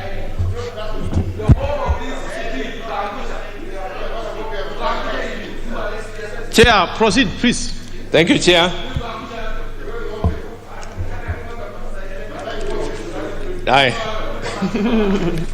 New clause 15B, I think that's where we are. New clause 15B, as it is on the order paper, I beg to move new clause 15B as it is on the order paper. The justification, the purpose of this amendment is to ensure that industrial sugar is regulated through licensing by the board to avoid instance where industrial sugar is found at the table of consumers. Thank you. Honorable members, I propose a question. New clause 15B be now read a second time. I put the question that new clause 15B be now read a second time. Will as many as all of that opinion say aye? All the members, you have to vote either way. I will put the question again.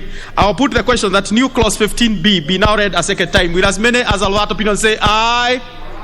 Will as many as of the contrary opinion say nay? The ayes have it. I propose the question that new clause 15B be part of the bill. What is out of order, Honorable Kilonzo?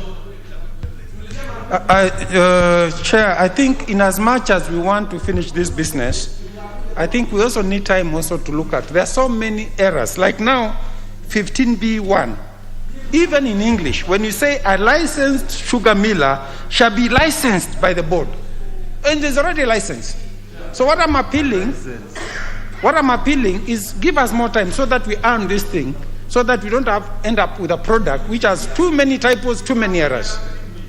Very so good. I would have Fair asked the chair to rule that this is a typo. You cannot have somebody being licensed. Very good. Very good. That is a typo. I think, Honorable Kilonzo, that is good. You have noted that. I will do a balance between having members speak, but also making progress. I will do that balance so that the members get an opportunity to speak, but also we make progress. So just to conclude on that, I will put the question that new clause 15B be part of the bill. Will as many as all of that opinion say aye? Will as many as of the contrary opinion say nay? The ayes have it. New part 3, new clause 16A. Honorable Chair, new clause 16A. Thank you. Thank you, Chair. New part 3A, as it is in the order paper, it's establishment of the Kenya Sugar Research Institute. More important than Nairobi, which is also an county headquarters. Let me go direct to the justification. Yes. Thank you.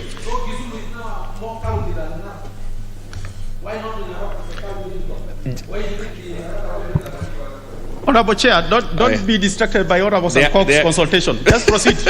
I think it is going to be establishment of a Kenya Sugar Research Institute, which justification is provide for establishment of Kenya Sugar Board Research Institute. Sugar is an important cash crop which has been neglected over time. There is need for a lot of scientific research to be done on the crop and the general ecology that supports the crops, such as the soil. Thus, the committee is in the view that there is need to establish an institute that will carry out research specifically for the sugarcane crops and its final products. Thank you. Honorable members, I will propose a question that new clause 16A be now read a second time. Yes, Honorable Afura Munyinyi. Chair, you had the Honorable Kioni make reference to the cost of production of sugar. One of the things that we must do is to enhance research, come up with varieties that will mature within a short time, varieties that would ensure that we get more sucrose and therefore more sugar, Mr. Chair. But most important is to ensure that technology also is taken into account, and as we maintain factories, as we service them, technology must be taken into account within our factories also. So this is an important amendment that we all agree to support. I therefore support. Honorable Mary, 1 minute. Chair, thank you, Chair. This is a very, very important amendment, Chair, especially on the establishment of the Kenya Research Institute or Kenya Sugar Research Foundation. Chair, I think it is very important and that we have the right variety that mature early, as the honorable member said, and also that has a higher sucrose content. And that means we shall be able to fight the issue of cheap and imported sugar. Chair, I also want to say that this institute, like any other, is going to serve the issue of research and development, which is very vital in any other body or any institution in this country. Without research and development, we can't do much. So this is a very vital sector for, and as the bill shows, it is supposed to almost run semi-autonomously from the board so that it is more efficient and to carry out these duties. I support, Chair. I put the question that new clause 16A be now read a second time. Will as many as all of that opinion say aye? Will as many as all of the contrary opinion say nay? The ayes have it. I propose a question that new clause 16A be part of the bill. I put the question that new clause 16A be part of the bill. Will as many as all of that opinion say aye? Will as many as all of the contrary opinion say nay? The ayes have it. New clause 16B. Chair. I beg to propose the new clause 16B be part of the new bill. Be read the second time. Oh, sorry. Be read a second time. Sorry. Be read a second time. And this is to do with the functions of the institute. And the justification is that it provides for functions of the institute as listed in A to Z, A to X. So you can just read it as it is in the order paper, or in the bill. I propose a question that new clause 16B be now read a second time. It's more related to what we have just passed. I therefore put the question that new clause 16B be now read a second time. Will as many as of that opinion say aye? Will as many as of the contrary opinion say nay? The ayes have it. I propose a question that new clause 16B be part of the bill. I put the question that new clause 16B be part of the bill. Will as many as of that opinion say aye? Will as many as of the contrary opinion say nay? The ayes have it. New clause 16C. Honorable Chair. I propose that new clause 16C be read a second time. It is, as it is in the order paper, management of the institute shall be based in the board which shall consist of, this is mainly management of the institute. The justification clearly goes this way. It provides for the management of the institute. The provision establishes the board of the institute and the composition of the institute. I propose a question that new clause 16C be now read a second time. Yes, Honorable Oudo, it's still related to what we have just passed, but it is. Again, number B and C. 3 persons nominated by farmers from each of the sugar catchment regions under the second schedule. And then you come to C. 2 persons nominated by farmers from each of the sugar catchment region under the same schedule. What is it? What are we saying here? Why not just say 5 instead of having 2 separate B and C? Exactly what are you trying to say here? Probably Chair can explain so that we understand it does not become another typo or misstatement. Yeah. Thank you, Chair. Yeah, that's actually a fair note. Honorable Chair, what is the difference between B and C? Yeah. Rather than just say 3 persons. 5 persons. Thank you. Thank you. I think it's it was repeated. It should be 5 persons, then we just forget about the other and cancel the other one. So is that a notice of a further amendment on your part? Yes, I should, to rectify that. Yes. Yes.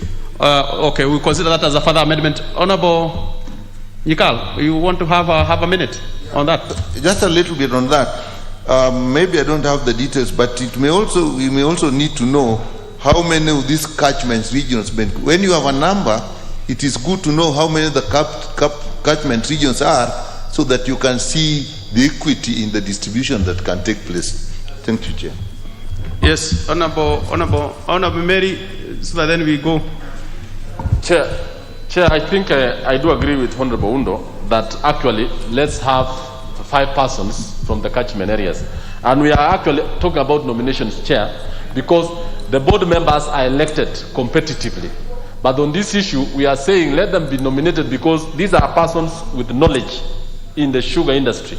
If actually we go for elections, you'll realize that, in competitive elections, you can have different ideas and knowledge, and they can elect somebody who is not having the knowledge. So in this case, we are asking that they be nominated, but they come from the 5 regions.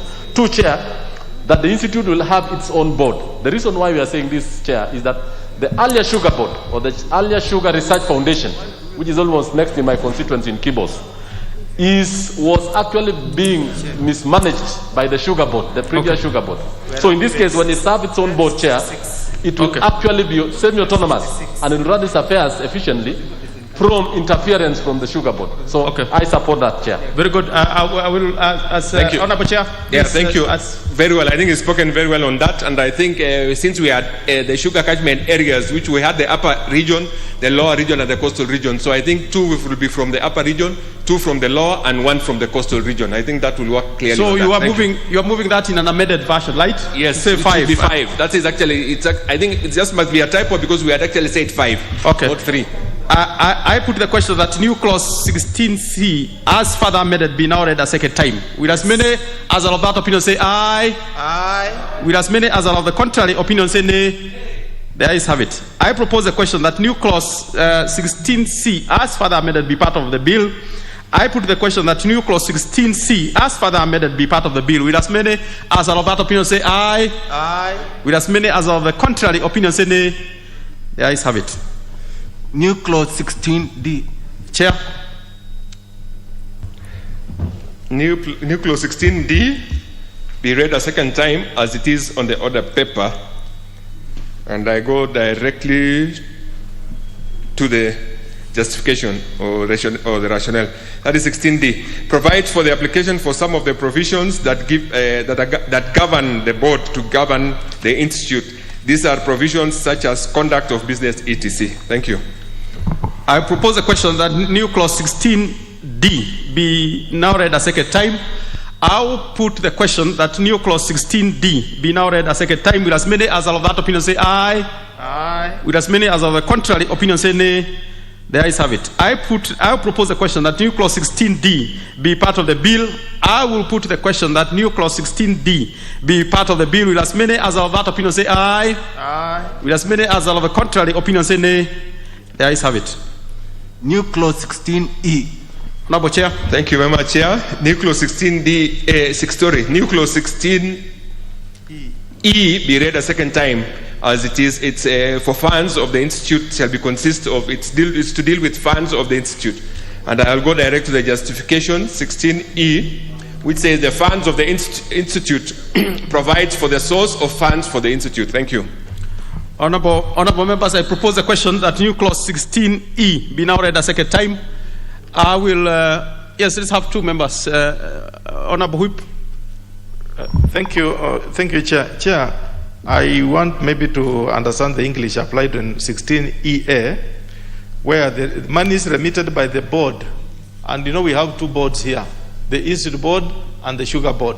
So for this perspective, I would want us to be very specific, Chair, that the money you are talking about is the money from the Sugar Board to the Institute. So you have to clarify, because the Institute also operates under board, and now we are talking of money from the Kenya Sugar Board. Okay. Well, Honorable Udo. Further to that clarification, Chair, currently the Kenya Agricultural Livestock and Research Organization is heavily funded to undertake research. Will it not be in order to ask them to also give a percentage of that funding to KEFRI? Because again, they sit on the board, they are heavily funded, and actually their premier research organization in agricultural matters. They should be compelled or required to give part of their funding to the KEFRI. Honorable Nyikal. As much as the research is basically in the sugar industry, but to leave it that this research is only being funded from the industry, and yet really this board should be really a saga in the Ministry of Agriculture. I don't see why we really shouldn't make provision that the ministry should actually fund it. I'll take, for example, Kenya Medical Research Institute is a saga in the Ministry of Health, and it is one of the bodies that receives money from the ministry. So this one looks to me like it is being left purely from the industry. Should the industry get into problem, the research also gets into problem. So it may be need to look at if should it not even get money from Parliament through the parent ministry. Is it not there under C? 16E. It's weak. C. Under 16EC. C. The money is from any other source as approved by the. Oh, okay. I see what you mean. Yeah. Honorable Chair. Honorable Chair. Let's make progress. There is something Honorable Whip raised and Honorable Nyikala and the other members raised. Do you want to weigh in on them? I just want to touch on what Mheshimiwa Wangwe Whip had raised, that I think the definitions are also on the clause 2, where it defines exactly what the board and all the definitions. So I thought that will capture on that. Okay. Yeah, thank you. Okay. Honorable Mary, you have had a stab on this one. Have a minute, Honorable Mary. Thank you, Chair. I think what Honorable Nyikala has raised is very important, Chair, and I think that is covered in B. And any monies received by an institute from grants and donations, and I think this talks about the research fund. I think, Chair, you know that in this country, research fund is supposed to be 2% of the GDP. So in that case, any monies, meaning that it can be from the sugar levy, and at the same time from the grants like the Sugar Research Fund. Thank you. Honorable members, I will put the question that new clause 16E be now read a second time. Will as many as of that opinion say aye? Will as many as of the contrary opinion say nay?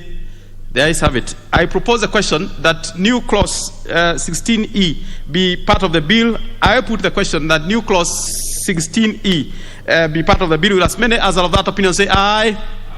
Will as many as of the contrary opinion say nay? The ayes have it. New clause 16F. Honorable Chair. Thank you very much, Chair. New clause 16F, as it is on the order paper, be read a second time. And this is the Director General of the Institute. And I go directly to the justification for purpose of time. 16F, Director General of the Institute, creates that office of the Director General of the Institute to be in charge of the day-to-day operations of the Institute. Thank you. Honorable members, I propose a question that new clause 16F be now read a second time. I'll put the question that new clause 16F be now read a second time. Will as many as of that opinion say aye? Will as many as of the contrary opinion say nay? The ayes have it. I propose the question that new clause 16F be part of the bill. I put the question that new clause 16F be part of the bill. Will as many as of that opinion say aye? Will as many as of the contrary opinion say nay? The ayes have it. New part 3B, clause, new clause 16G. Honorable Chair.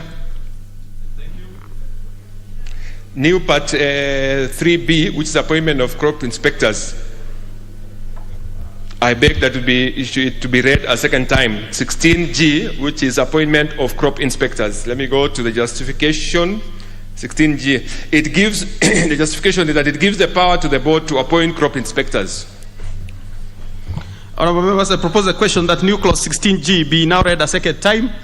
I'll put the question that new clause 16G be now read a second time. With as many as of that opinion say aye. With as many as of the contrary opinion say nay. The ayes have it. I propose a question that new clause 16G be part of the bill. I put the question that new clause 16G be part of the bill. With as many as of that opinion say aye. With as many as of the contrary opinion say nay. The ayes have it. New clause 16H. Honorable Chair. Thank you, Chair. New clause 16H be read a second time as it is on the order paper. It is entry of inspectors. Justification. Yes. What is out of order, Honorable Kilonzo? I don't know whether it is me who's out of order or there's an omission. Yes. I did not see us going through 16F. We went to 16G. We did 16F. We did it. After E? Yes. Yes, we did. So, sorry, you're a ranking member. You must have been thinking of some... You must have been busy. You know, Honorable Kilonzo is a hard-working member of this house. I think he was working on something different at that time. He must have been a little busy, but I'm sure we'll also explain to him if he needs to. Now, justification of entry and inspection. That is 16H. Entry and inspection gives crop inspectors powers to enter, powers of entry to a premises, land, vehicle, to crop inspectors for inspection purposes. Thank you. Honorable members, I propose a question that new clause 16H be now read a second time. I put the question that new clause 16H be now read a second time. With as many as of that opinion say aye. With as many as of the contrary opinion say nay. The ayes have it. I propose a question that new clause 16H be now be part of the bill. I put the question that new clause 16H be part of the bill. With as many as of that opinion say aye. With as many as of the contrary opinion say nay. The ayes have it. New clause 16I. Honorable Chair. 16I. Thank you. To be read a second time as it is on the order paper. Powers of entry.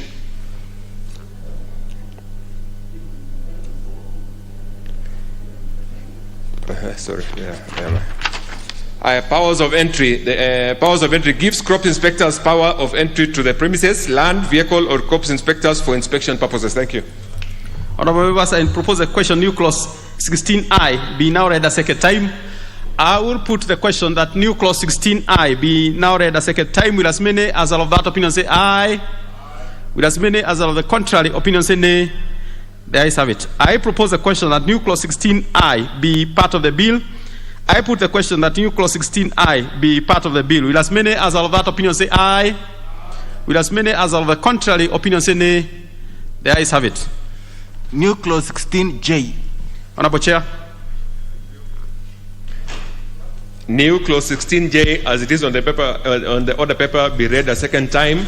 Obstruction of inspectors, justification. The provision creates penalties for acts of obstruction of crop inspectors when they go for inspection. Thank you. Honorable members, I propose a question that new clause 16J be now read a second time. I put the question that new clause 16J be now read a second time. Will as many as are of that opinion say aye? Will as many as are of the contrary opinion say nay? The ayes have it. Yes, Honorable Udo, what is out of order? Really nothing out of order. I'm just wondering, the penalty prescribed under 16J2 is fairly punitive. 1 million shilling for a peasant farmer is an overkill. Probably something the chair and the committee can start ventilating or thinking about it as we proceed. Okay. That is noted. I'm sure the chair has noted. But I propose a question that new clause 16J be part of the bill. I propose a question that new clause 16J be part of the bill. Will as many as are of that opinion say aye? Will as many as are of the contrary opinion say nay? The ayes have it. New part 4A, new clause 24A. Honorable Chair.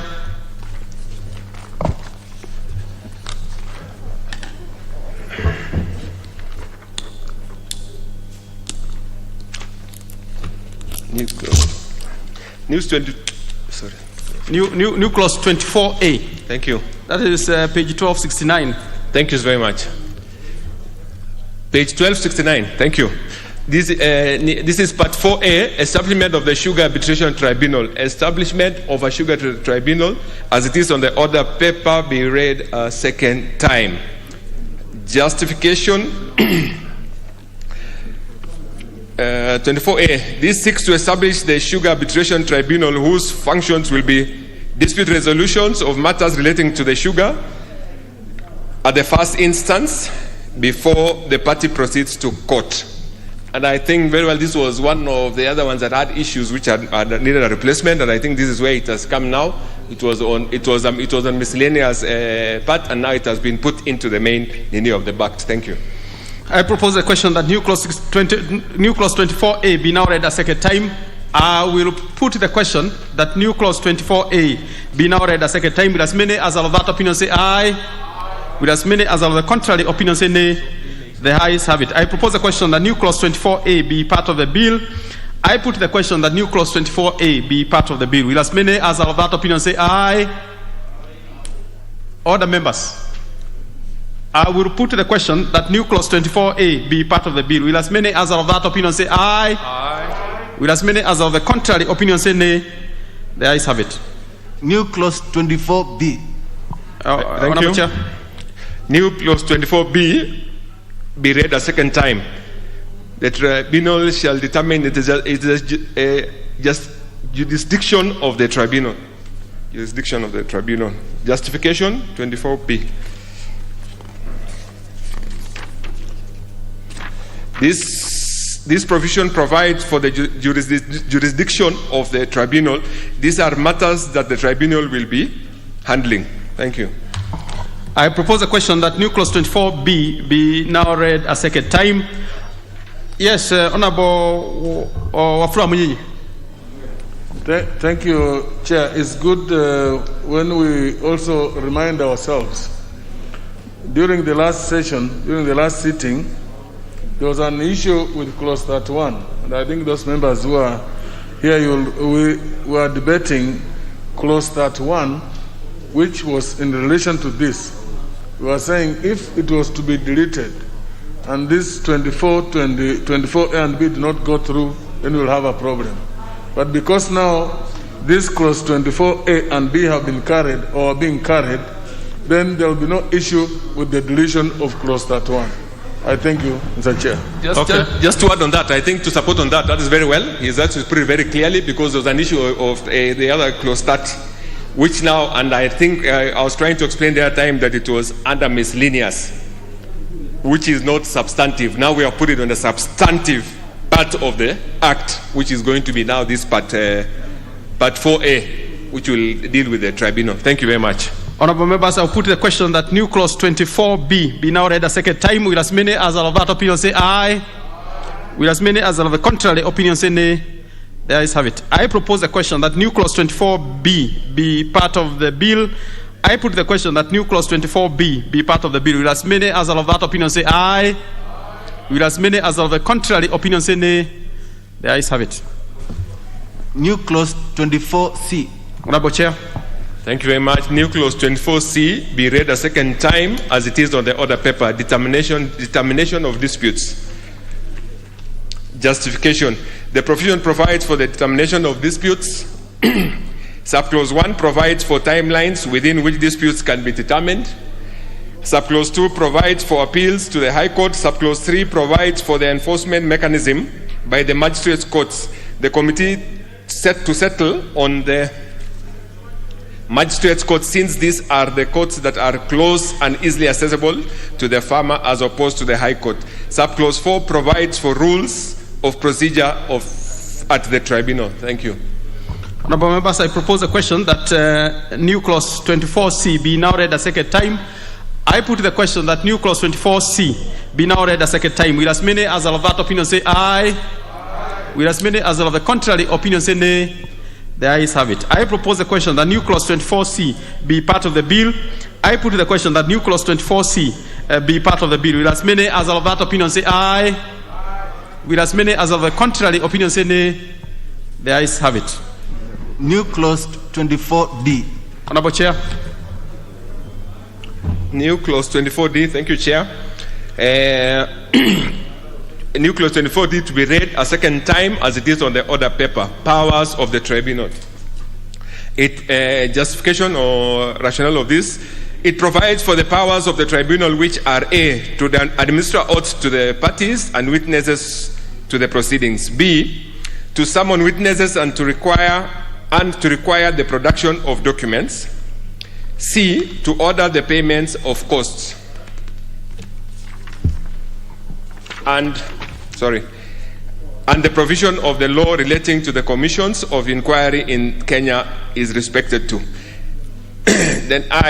One, the protection, I hope I'm correct, yes, it's a continuation, very true. The protection of the members of the tribunals from suits. The form of summons to witnesses to fabricating of this false evidence. Thank you. Honorable members, I propose a question that new clause 24D be now read a second time. Yes, Honorable Udo. Chair, number C looks a bit untidy. 24D looks a bit untidy because it talks of different 24D. We have A, B, and C.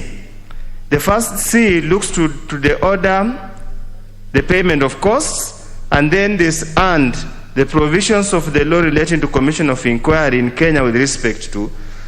Now, is it relating to the cost? Is it relating, or should this have been D to cover specifically areas relating to the Commission of Inquiry Act in Kenya? It's a bit untidy. It needs to have to be cleaned up. And I'm sure our members must have been looking at it. It needs to be cleaned up. So it looks like the and should be a D. Yes, should be a D. But it is now captured as the C. Yeah, is a typo. Yeah. I think it should be a typo. It's something that you can clean up without necessarily anything. Yeah. That needs to be tidied up, really. Honorable Chair. Very well. I can still move an amendment now to clean up that and put it as D. Yes. If that is okay. That is okay. That is in order. Yeah. Thank you, Honorable Udo, for noting that. I think that's important. I put the question that new clause 24D be now read a second time. Will as many as are of that opinion say aye? Will as many as are of the contrary opinion say nay? The ayes have it. I propose the question that new clause 24D be part of the bill. I put the question that new clause 24D be part of the bill. Will as many as are of that opinion say aye? Will as many as are of the contrary opinion say nay? The ayes have it. New clause 24 E. Honorable Chair. Thank you very much, Chair. New clause 24E be read a second time. Removal of members of the tribunal. Then the justification provides for the procedure of removal of members of the tribunal, which are where a member of a tribunal A becomes an undischarged bankrupt, B is convicted of a criminal offense and sentenced to imprisonment for a period exceeding 6 months without an option of fine. So I think this one also we might have to look at the other way, with and with or without option of fine, so that it captures as we had agreed there. I think that is, I hope we are together there. So I think that one we'll have to do a small amendment there so that it captures with or without. Okay. Is incapacitated by reason of prolonged physical and mental illness from performing the duties of the office, violates the Constitution, or is otherwise unable or unfit to discharge the functions of the office. Thank you. So for that, Honorable Chair, you have done a further amendment, right? Yes, so that with or without the option of a fine. With or without the option of a fine. Thank you. Yeah, it's important to take on record. Let me propose that question first, Honorable Sankok. I propose a question that new clause 24E, as further amended, be now read a second time. Honorable Sankok. I think the further amendment from the chair are not very necessary, because B is convicted of a crime, a criminal offense, and sentenced to imprisonment for a period exceeding 6 months without the option of a fine. You know why we are putting without? If there was an option of a fine and then he pay the fine, he will be able to discharge his duties in the board. He's already been in prison for 6 months. No, without whether there is a fine, when there is a fine, they will pay the fine immediately and come out. Yeah. Yes. And okay. But if there is no option of fine, then it means 6 months they will not be able to discharge his duties. Or are we saying that any criminal? Yes. Any criminal, as far as there is a criminal, then I accept that with or without fine, because they are criminals. Yeah, so we treat all criminals equally. Yeah. Thank you. Okay. Honorable members, I will put the question that new clause 24E, as further amended, be now read a second time. Will as many as of that opinion say aye? Aye. Will as many as of the contrary opinion say nay? The ayes have it. I propose the question that new clause 24E, as further amended, be part of the bill. I put the question that new clause 24E, as further amended, be part of the bill. Will as many as of that opinion say aye? Aye. Will as many as of the contrary opinion say nay? The ayes have it. New clause 24F. Honorable Chair. Thank you very much, Chair. New clause 24F, as it is on the order paper, be read a second time. On vacancy. 24F.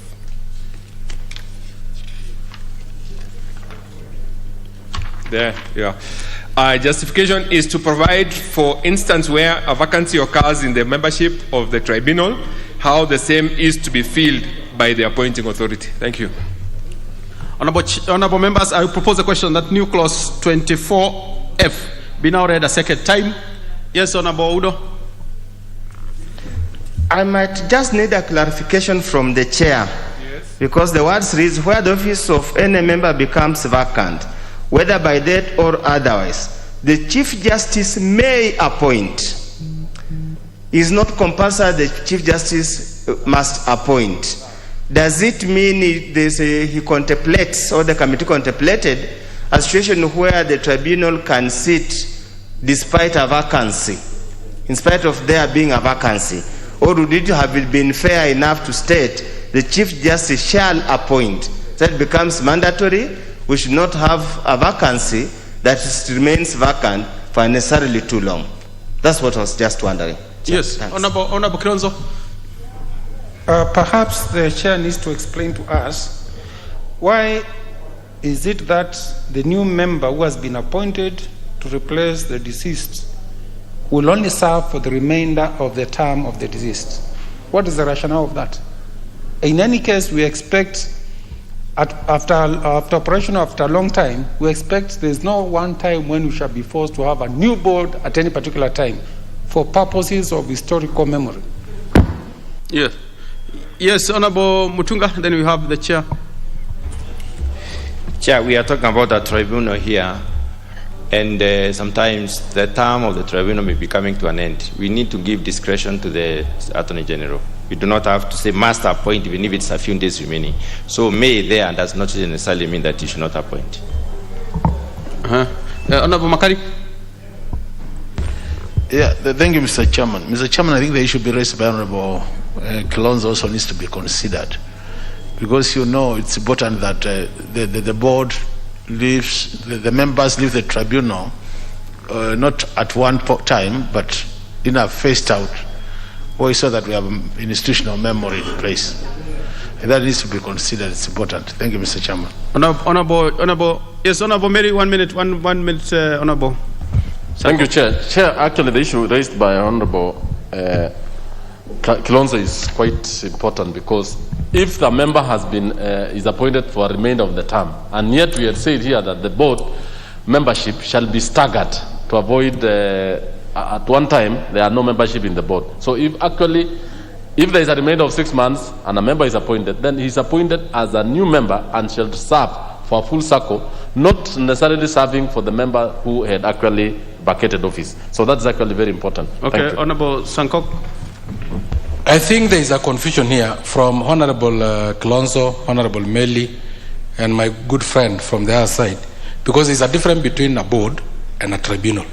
A tribunal have a limited lifespan, yes, and it's only for a certain purpose. And once the purpose is solved, then you don't need that tribunal any further.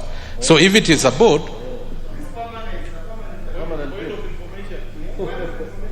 I accept the information from Honorable Wangwe.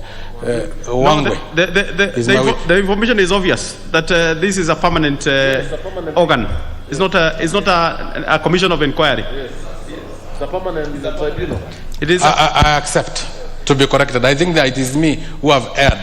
So the rest were very correct. Honorable Meli was correct. Honorable Kilonzo was correct. Makali Muli was correct. Honorable Chair, why don't you speak to the issues raised by the members? Thank you. I think it's a very good observation. But you see, as we said, also we are supposed to scatter the board of the tribunal so that they don't end at the same time. I believe it will be better to be given the remainder of the time so that it doesn't clash with others. Because you can imagine maybe you have 2 or 3 members and you give them a full time and the others. So I thought that since it is scattered, we should be able just to be given as also as it is done on the other tribunals. I think that is how it is. Okay, members, I will let members have a take on this. Honorable members, I will put the question that new clause 24F be now read second time. Will as many as of that opinion say aye? Will as many as of the contrary opinion say nay? The ayes have it. I now propose the question that new clause 24F be part of the bill. I put the question that new clause 24F be part of the bill. Will as many as of that opinion say aye? Will as many as of the contrary opinion say nay? The ayes have it. New clause 24G. Honorable Chair. Thank you, Chair. New clause 24G, as it is on the order paper, be read a second time. Secretary to the Tribunal, the justification of having. This provides for the appointment of the Secretary to the Tribunal, which is to be done by the Chief Justice. By the Chief Justice. The funds for management of this tribunal in Kenya under the new constitution and order is factored under the judiciary funds. Therefore, the officer to administer the tribunal is appointed by the Chief Justice. Thank you. I propose a question that new clause 24G be now read a second time.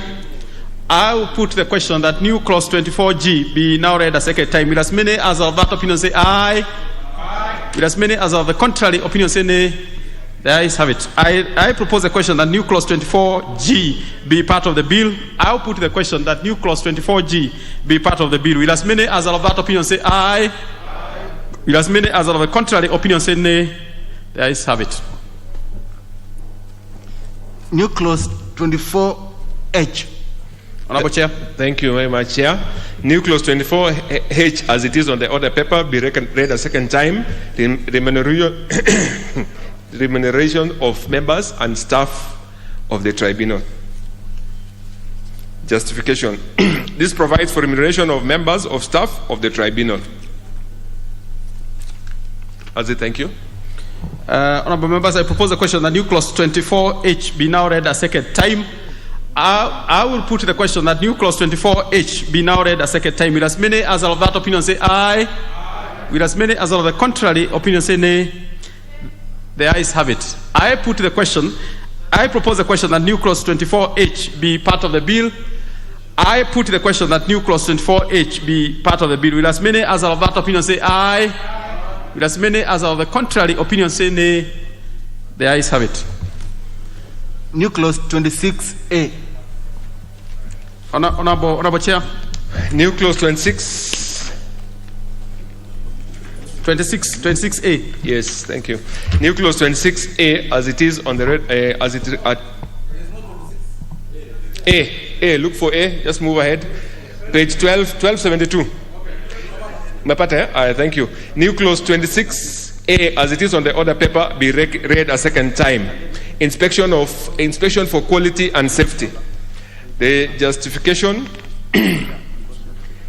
The amendment seeks to protect the environment against the following: discharge of any effluent, dangerous materials, substance, oil mixtures into land, water, air, or aquatic environment. B, release of smoke or any other pollutant to the air that pollutes the environment. C, any hazardous waste and materials. D, import of any hazardous waste. E, mislabeling of any sugar. Honorable Chair, why do you want to read all that? It is in the order paper, and the members have the order paper. In and fact, members, the way I look at them, they have really read this bill. As guided, Yes, Chair. yes. Thank you. Thank you. Then that is it. I think that was all. Okay, that's the import, eh? Yeah. Okay, honorable members, I propose the question that new clause 26A be now read a second time. I will put the question that new clause 26A be now read a second time. Will as many as are of that opinion say aye? Will as many as of the contrary opinion say nay? The ayes have it. I propose the question that new clause 26A be part of the bill. I put the question that new clause 26A be part of the bill. Will as many as are of that opinion say aye? Will as many as of the contrary opinion say nay? The ayes have it. New clause 30A. Honorable Chair.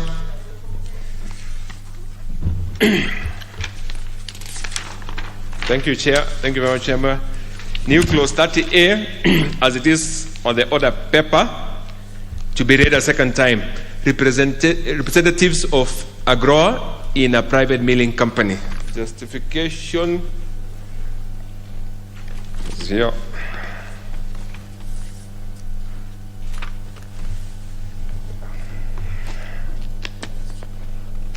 Justification, this is take care of interests of growers that are in an area where a miller is operating. Thank you.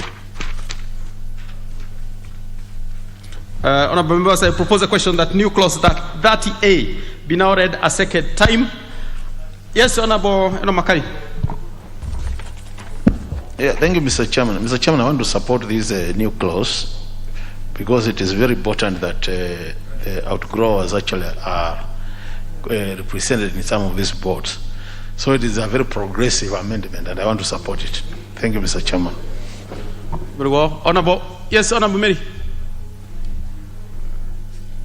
Chair, this is a very important clause because most of the millers do not have nuclear estates themselves. The farmers or the growers form the basis of their crop. So the farmers actually have to have a say because they are the owners of the crop. The businessman owns the company, and therefore the farmer's welfare needs to be actually looked into by having a representative in that board. As much as the businessman owns the mill, the farmer has a vital say because if the farmer is not there or the grower is not there, the miller cannot also exist. So it's actually a mutual existence. And this bill is going to ensure that both of them are going to have a very good symbiotic relationship. Okay, I very support. Well. Very well. Okay, let's have a minute of each. Honorable Nikal. Chair, I support this. I think this is necessary to protection of the growers. But I have an issue with the 3.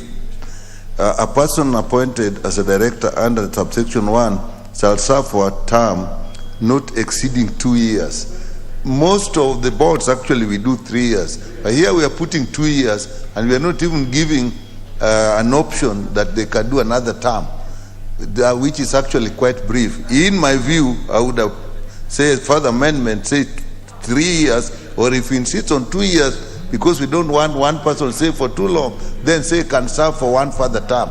Because 2 years, really nobody has picked the nuances of any industry to serve properly. That's my suggestion. Honorable Udo, I hope Honorable Chair you're noting that. Chair, actually when I went to my constituency and held a meeting with my sugarcane farmers, this is one of the areas they emphasized greatly, especially the way the Busia Sugar Factory has been harassing them and intimidating them. On the issue raised by Dr. Nyikal, this is a private company, and the private company has got a memorandum and article of association that details how often they elect directors. So we are trying just to harmonize that in the event many of them require one year, so yearly basis, so we're trying to harmonize. At every annual general meeting, there's normal election of directors. So we're just trying to harmonize so that at least this person serves for 2 terms, two years, before he hands over the mantle to the next person to avoid overstaying. Thank you, Chair. Okay. Honorable Koyo, do you want to say something? Have a minute. Thank you, Chair. Chair, this is in tandem with the government aspiration of people serving for a particular time. The elected directors serve for a period of 3 years. So we want these people to serve for 3 years, renewable through election. Okay. Thank you. Very well. Honorable Mutunga.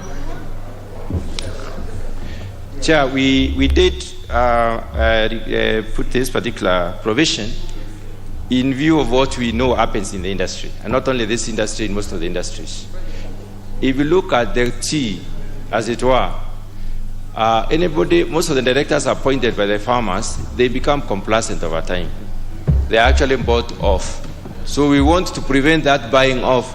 And when they are changed every 2 years, then they will realize that there is need for them to be strong and to remain representative of the farmers. So the farmers must be given an option to change them every 2 years, and they can even renew. They can even take back the same person. Sure. Okay, very well. Honorable Chair, do you have anything to say? I just wanted to support what Mheshimiwa Udo was saying and also what Mheshimiwa Mutunga was saying. And I think we deliberated on this thing at length during the winnowing process. And I think that's how we arrived at this. So I think it should just remain as it is. Thank you. Honorable members, I'll put the question that new clause 30A be now read a second time. With as many as of that opinion say aye. Aye. With as many as of the contrary opinion say nay. The ayes have it. I propose a question that new clause 30A be part of the bill.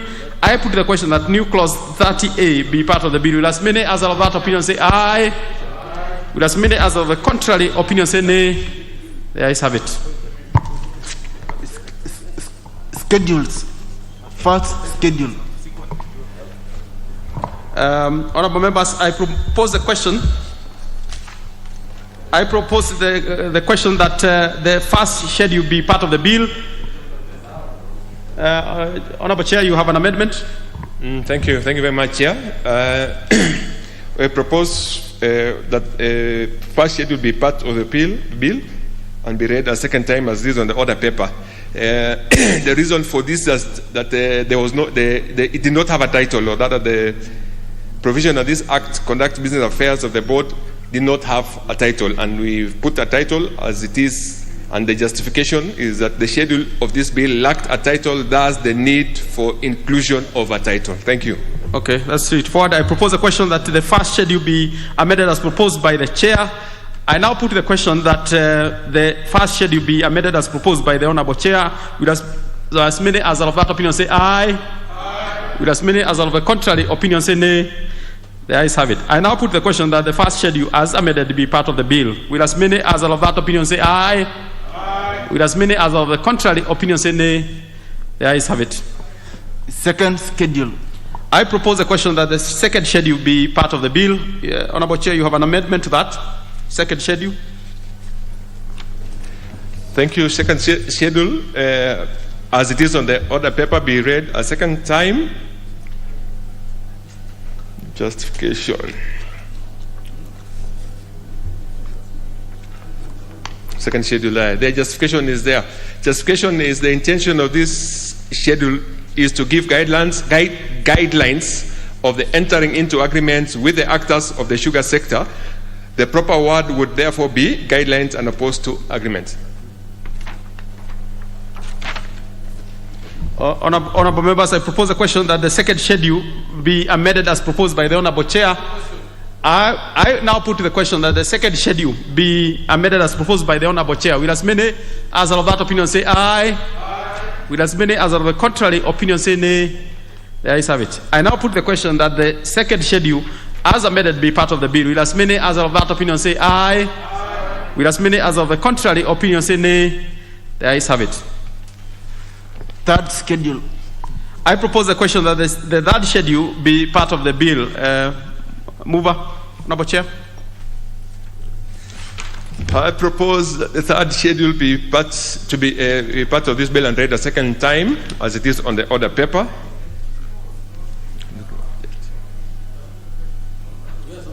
Yeah, I think it's okay. I'm looking for the justification. Yeah, I think it is. Yeah, I think justification is about the paper. That's all. Thank you.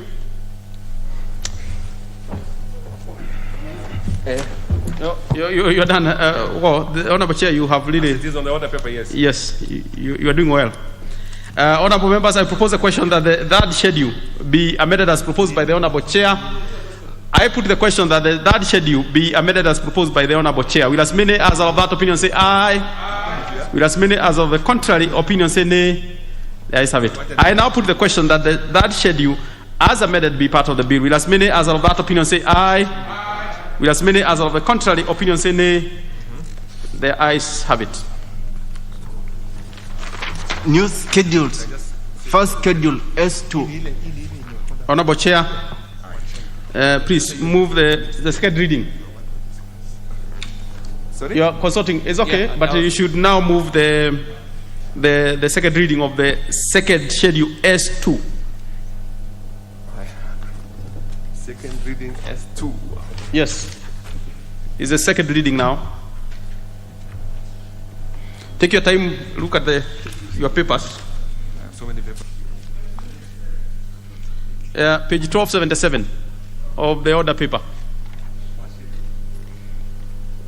First schedule S2, page 277 of the order paper.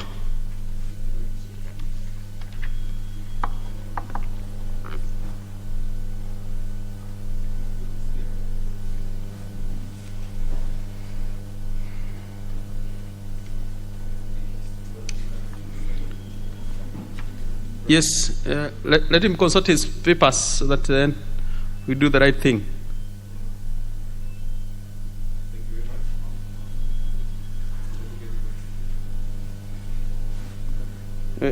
Give him the mic.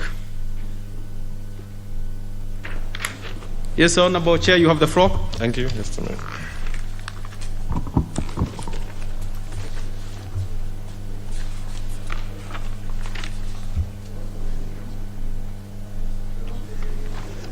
This is the new schedule that I beg to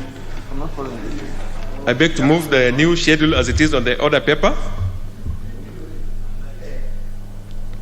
which comes in as the first schedule as it is on the order paper. Am I correct? No, the new schedule is now S2. It's the one dealing with the delineation of sugar catchment areas. Yes. So that becomes a new schedule completely. So you need to move for the second reading of that new schedule because it's new. Oh, so I'm moving it for the second reading, the new schedule. Delineation of sugar catchment areas. Yes, the justification. Justification on this is the clustering of the purpose of this appointment is for the board to provide for under clause 5 of this bill. It is therefore administrative and does not cluster the farmers into zones. It's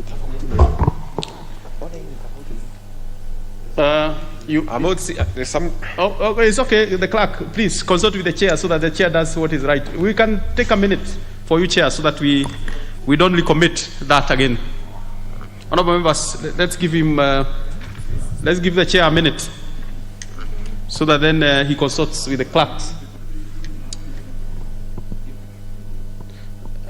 Honorable Afula Munyenye, you can't speak because there is nothing on the table now until he moves, unless it is a point of order. Yes, we don't have anything on the table until he moves the second reading.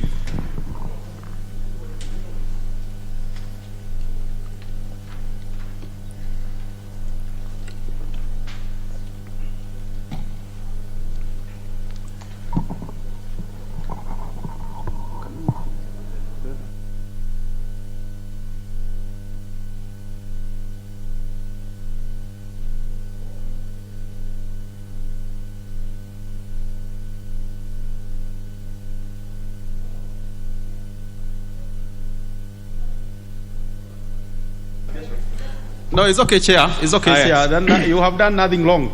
Consulting is important, so that then we do the right thing. Honorable Chair, you have the floor now. So thank you. So elimination of sugar catchment areas, which we change them into 5 areas or regions. Let me put it that way. But like as I explained, that this is only for administrative purposes. It has nothing to do with clustering farmers into zones. So we'll have the region and the Rift region, which falls under Kericho, Nandi, and Uasin Gishu. Upper Western, which is Bungoma and Trans Nzoia. Lower Western region, which is Busia, Kakamega, Siaya, Vihiga. South region, which is Homa Bay, Kisumu, Migori, and Narok. Coastal region, which is Kwale, Lamu, and Tana River. Thank you.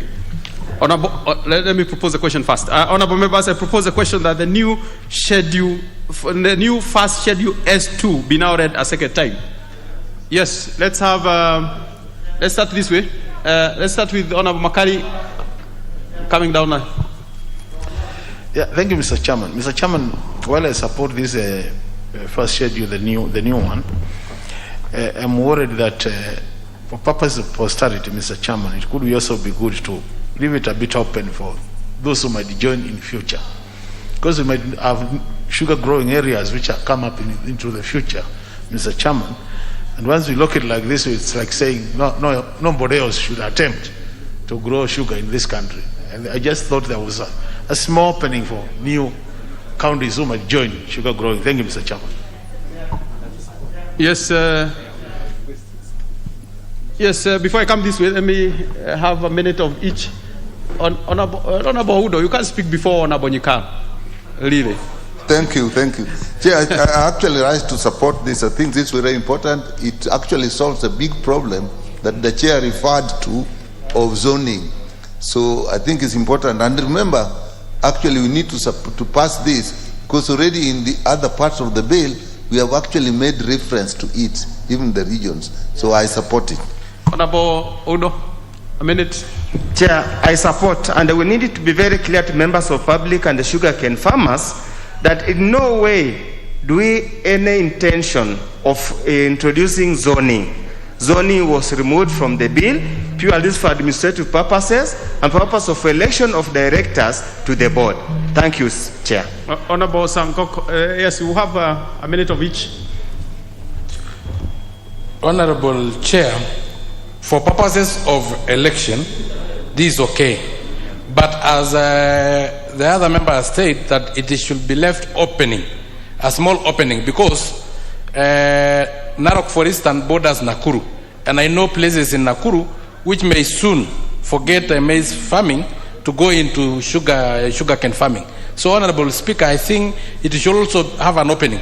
And I know areas like Meru may also have some areas that can support actually sugarcane farming, Honorable Speaker. So let us not close, let's leave a small opening. Thank you, Chair. Honorable Nkada. Thank you, Chair. As I stand to support, I would like the Chair of the committee to confirm if we have sugar in Narok. I'm not sure about that. Honorable Whip. Honorable Whip. Honorable Asheli, not I know you are once a whip, but I'll give you a chance. Let's have the current one. Thank you, Chair. Chair, I'm a bit cold-feeted on this catchment delimitation. The reason is, Honorable Chair, farmers tend to suffer when we are not associated with a particular miller in terms of where are you taking the product. Honorable Chair, I want to persuade my colleagues to look at it twice. The reason being, Honorable Chair, whereas we have done away with zoning, we are tending to say, if you are producing cane in Kericho, how are you assigned to the various millers near your catchment zone? Therefore, that direct, Honorable Chair, will be a representative of those millers or those mills next in the neighborhood. Therefore, Honorable Chair, whereas the majority have it the way they have done, but it's an issue which we need to look at before we really put a vote for the members. Thank you, Chair. Okay, Honorable Asheri. Thank you, Chair. Chair, once a whip, always a whip. So when you that is when you mention of a whip, you need to qualify with the name. Honorable Chair. I agree with you, Honorable Asheri. It is noted. Chair, this was an issue that we deliberated under the winnowing, and I think the sponsor of this bill will go a long way to also support, because Chair, there are two proposals here of the first schedule. There is one that we proposed, the one that aligned companies with the counties, because the decisions we will make here, given that this is a purely agricultural role, we must align it to the county so that we don't give a problem to the county assemblies when they are making decisions that would affect this sugarcane production. And that's why, Chair, we need to be very careful on which of these two schedules that we need to go for. For me, I'll go with the one we agreed in the under winnowing. Okay, Honorable Mutunga, then we'll be coming to a closure of this. Thank you very much, Chair. So, Chair, let me remind the members that at some point when we were forming the board, we said there will be 5 farmer representatives. How do we elect the farmer representatives? Farmer representatives are not picked, they are elected. So these clusters or catchments, we are identifying even to make that easier for us. So those from those counties, the farmers, sugarcane farmers from those counties will form some kind of other cooperative or something that will give them opportunity to elect their representatives, and they can be rotating over time. Okay. That is the essence of having this zoning, as it were. Also, co-locating these zones with the processing capacity. But the legislation does not bar anybody to take their sugarcane wherever they want. Honorable members, let's let the members decide on this one, really. Yes, I can't leave out Honorable Afura Omunyinyi being the sponsor of the bill. Chair, I do appreciate that there was indeed a lengthy discussion on this particular clause during winnowing. But at the same time, I think it is important that it is made clear that the catchment area should not just be limited to election only. It also has to consider matters of administration and to ensure that there is order within the sector. You know what? One of the things that has killed this sector, Mr. Chair, is the lack of order. It is the lack of control. It is the lack of discipline. How do you ensure now discipline? How do you ensure there is order? If you just leave this catchment open, we do not want zoning, yes, but there has to be some kind of level of order, ensuring that this region, members of the region, are the ones operating within that region, but not the ones from outside the region coming into that region. How do we ensure that happens? Okay. Honorable Obo Mohamed. Asante bwana mwenyekiti, mimi naunga mkono. Lamu, Tana River na Kwale angalau nao wawe na mwakilishi wao. Na hiyo mingine tunangojea. Mambo ya headquarter kuweko mbali na Lamu, sisi kule ni mbali sana. Usafiri unakuwa ngumu. Tunangojea hiyo tubadilishe. Sasa hiyo ni nini? Asante. Order members, I will put the question that new first schedule S2 be now read a second time. With as many as of that opinion say aye. With as many as of the contrary opinion say nay. The ayes have it. I propose a question that the first schedule, new first schedule S2 be part of the bill. I put the question that the new schedule, new first schedule S2 be part of the bill. Will as many as of that opinion say aye? Aye. Will as many as of the contrary opinion say nay? The ayes have it. First, second, third schedules. Honorable Chair. Thank you very much, Chair. I beg to propose that first, second, and third schedule be read a second time as it is on the order paper. And justification of this one is very simple.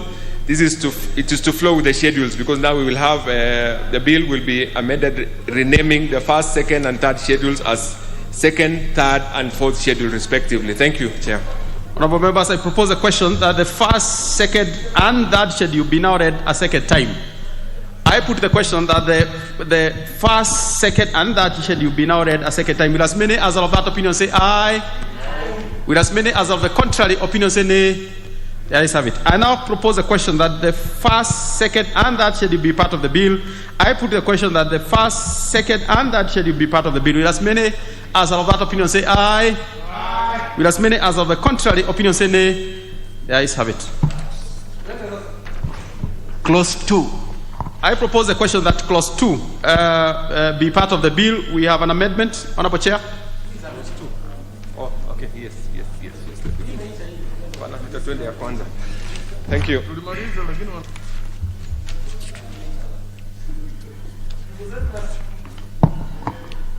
Thank you. Thank you, Chair. I beg to propose that clause 2 be read a second time as it is on the order paper. And this is in terms of interpretation. Sorry. Thank you. And I think that is it. I think this one is very self-explanatory. Yes. This is just definitions of terms. Thank you. Honorable members, I propose a question that clause 2 be amended as proposed by the Honorable Chair.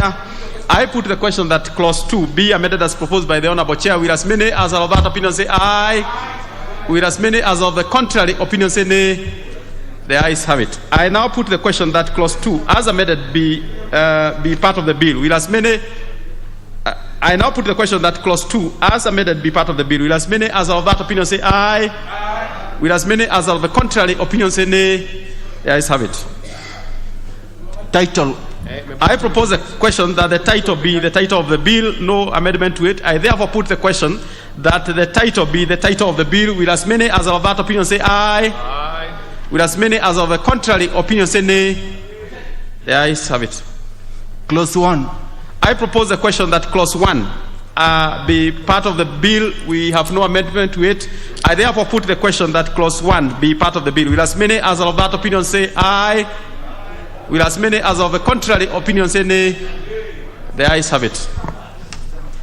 Honorable members, congratulations. We are done with that bill. Mover of the bill. Mover. That's me.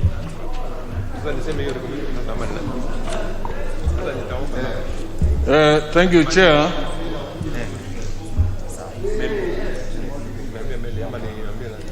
I beg to move for recommittal. Reporting. Order. The recommittal will come much later. Honorable Mover. All right. There. Sorry about that, Chair. Honorable Chairperson, I beg to move that the committee do report to the House its consideration of the Sugar Bill, National Assembly Bill number 68 of 2019, and its approval thereof with amendments. Honorable members, I put the question, which is that the committee do report to the House its consideration of the Sugar Bill, National Assembly Bill number 68 of 2019, and its approval thereof with amendments. Will as many as of that opinion say aye? Aye. Will as many as of the contrary opinion say nay? The ayes have it. Honorable members.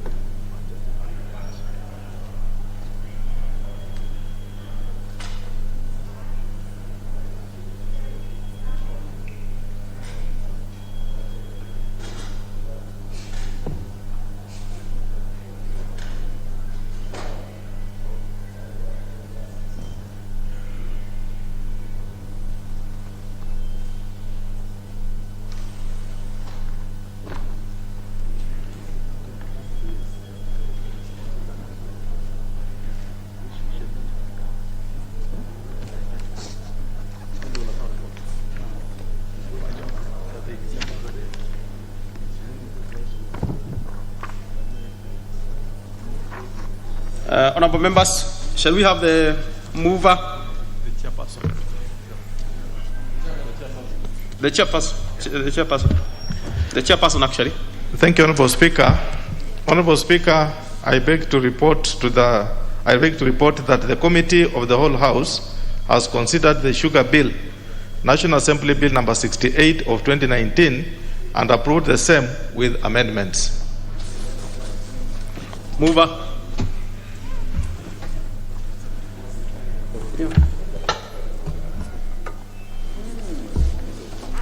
Thank you, Mr. Speaker.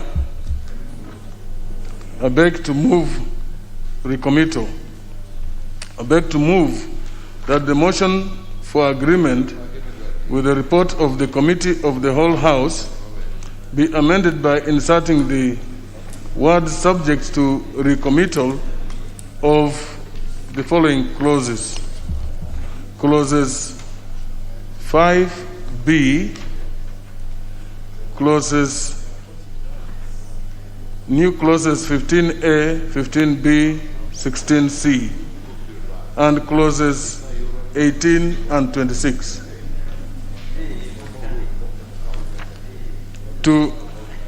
And clauses 26, and I also request the Honorable Tiren to second the motion.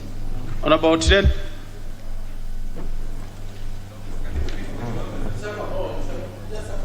Just second. All you need is to second. Just bow. Sawa. It's okay, I'll second that. What is out of order, Honorable Kilonzo? No, Honorable Kilonzo. It's okay, I can tell what you want to say. I'll give you a chance. We'll prosecute the one of Wafula Mnyi to the end. Then a number of you also have recommittal. Is that okay?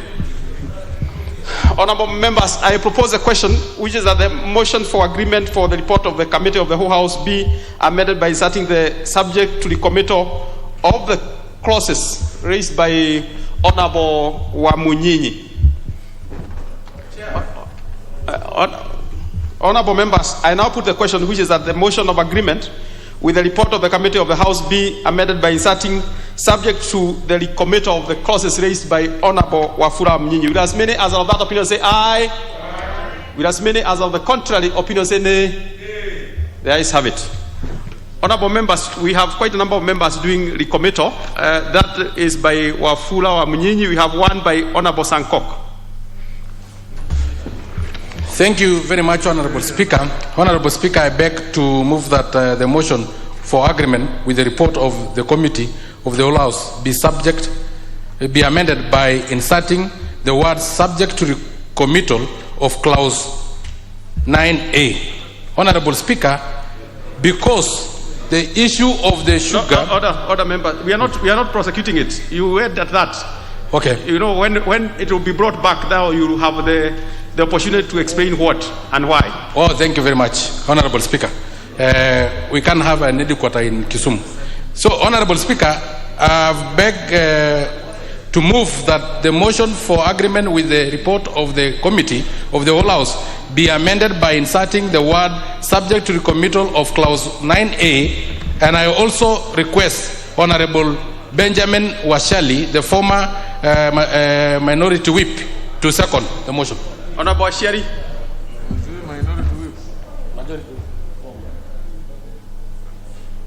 Give him the mic.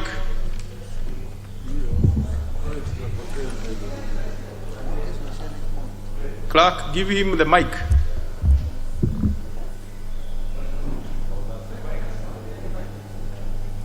Honorable Bashir, your mic seems open. Yeah, yes, thank you. Thank you. Before I second, I wanted to just correct my brother that he was my former majority whip. I rise to second, and Chair and Speaker, for your information, my constituency has the biggest factory in this republic, and we should be asking ourselves, how did it collapse? We used to have our AGMs in Kisumu. Honorable Bashir, you know, this is just a recommittal. I'm sure when this issue comes back, yes, you will get an opportunity to speak. Thank you. To it. This is just a commento. Thank you, Honorable Speaker. I wish to second. Okay. Honorable members, order. Order, honorable members. I propose a question. Order, members. I propose a question which is that the motion for agreement with the report of the committee of the whole House be amended by inserting the words subject to the committee of the clauses raised by Honorable Honorable Sankok. Honorable members, I now put the question which is that the motion for agreement with the report of the committee of the whole House be amended by inserting subject to the committee of the clause raised by Honorable Sankok. With as many as of that opinion say aye. Aye. With as many as of the contrary opinion say nay. Nay. The nays have it. We shall have the one by Honorable Kilonzo. Thank you, Mr. Speaker. Honorable Speaker, there's too much consultation. I can barely hear myself. Honorable Kilonzo, there is a point of order by Honorable Sankok. What is out of order? Thank you very much, Honorable Speaker. Honorable Speaker, we don't have enough quorum in this House.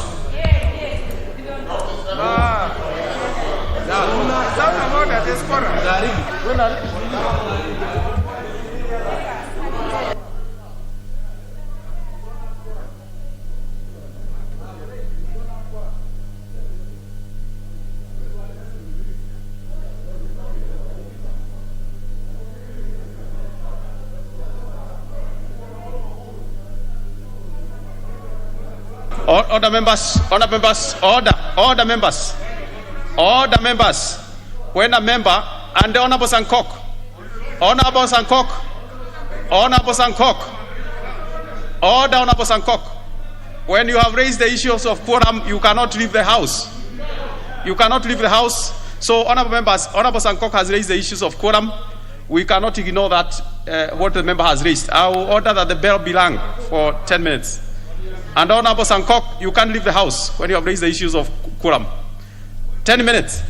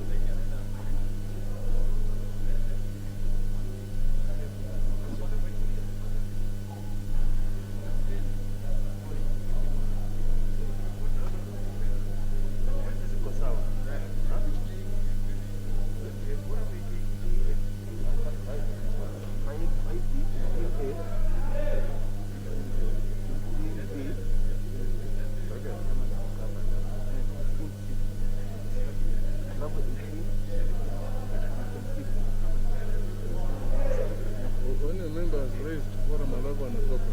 We must deal with Songo. Yeah. Yeah, you don't read and then you leave. We'll capture almost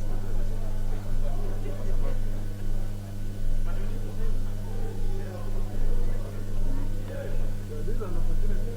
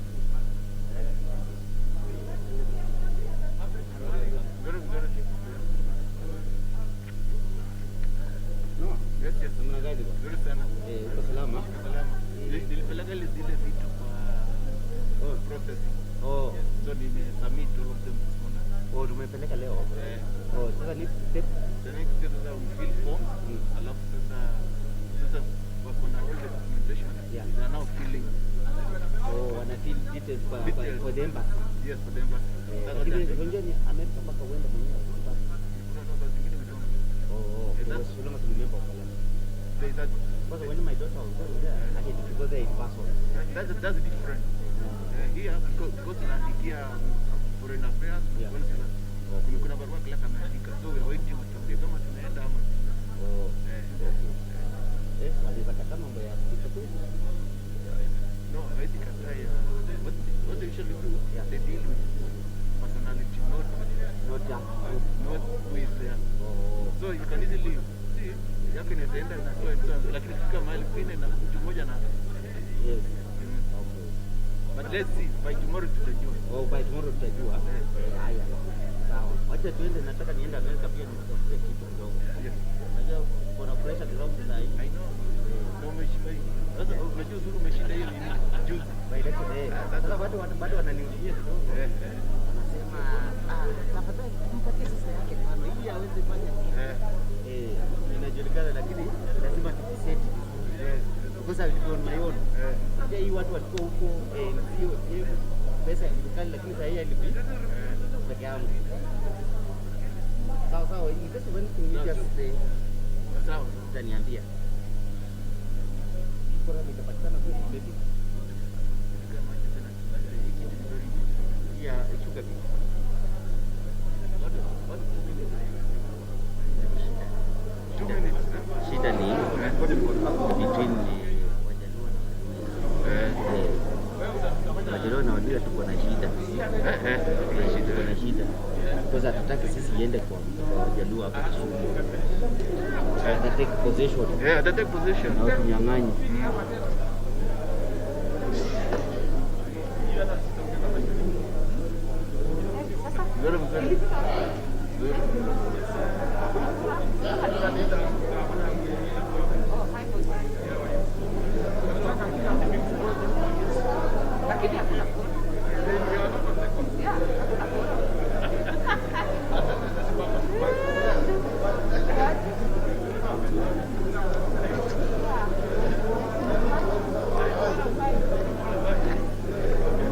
Yes, yes. Nzuri sana. Hiyo statement haitakuja hivi. Unaonaje? No, nikirudi kwa the next one I let you. Ali inaweza kuja kesho. Kesho niko na flight ya 5. That's what I was asking. No, I'll come. Si itakuwa within the first 1 hour. Yo. Okay, sir. I'll talk to you. No. I'll talk to you. Because I'll be there for an hour.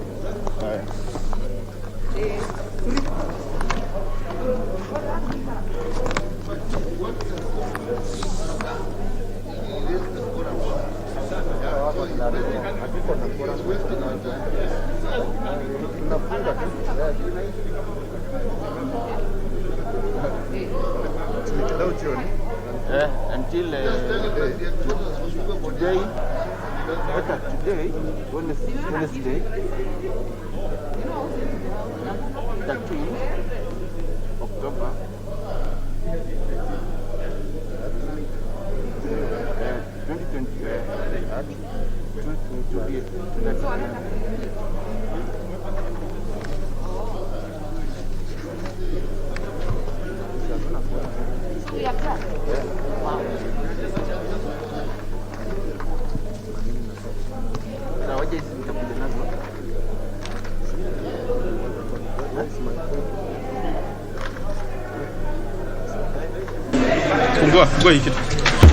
Order, members. Order, members. What is that consultation by Honorable Obo Mohammed?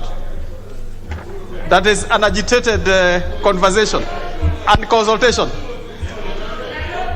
Okay, order, members. We don't have the numbers. Order, members. We have not been able to raise the numbers now. And in the circumstances, the time being 12:31 p.m., this House started adjourned until today, Wednesday, 13th October at 2:30 p.m.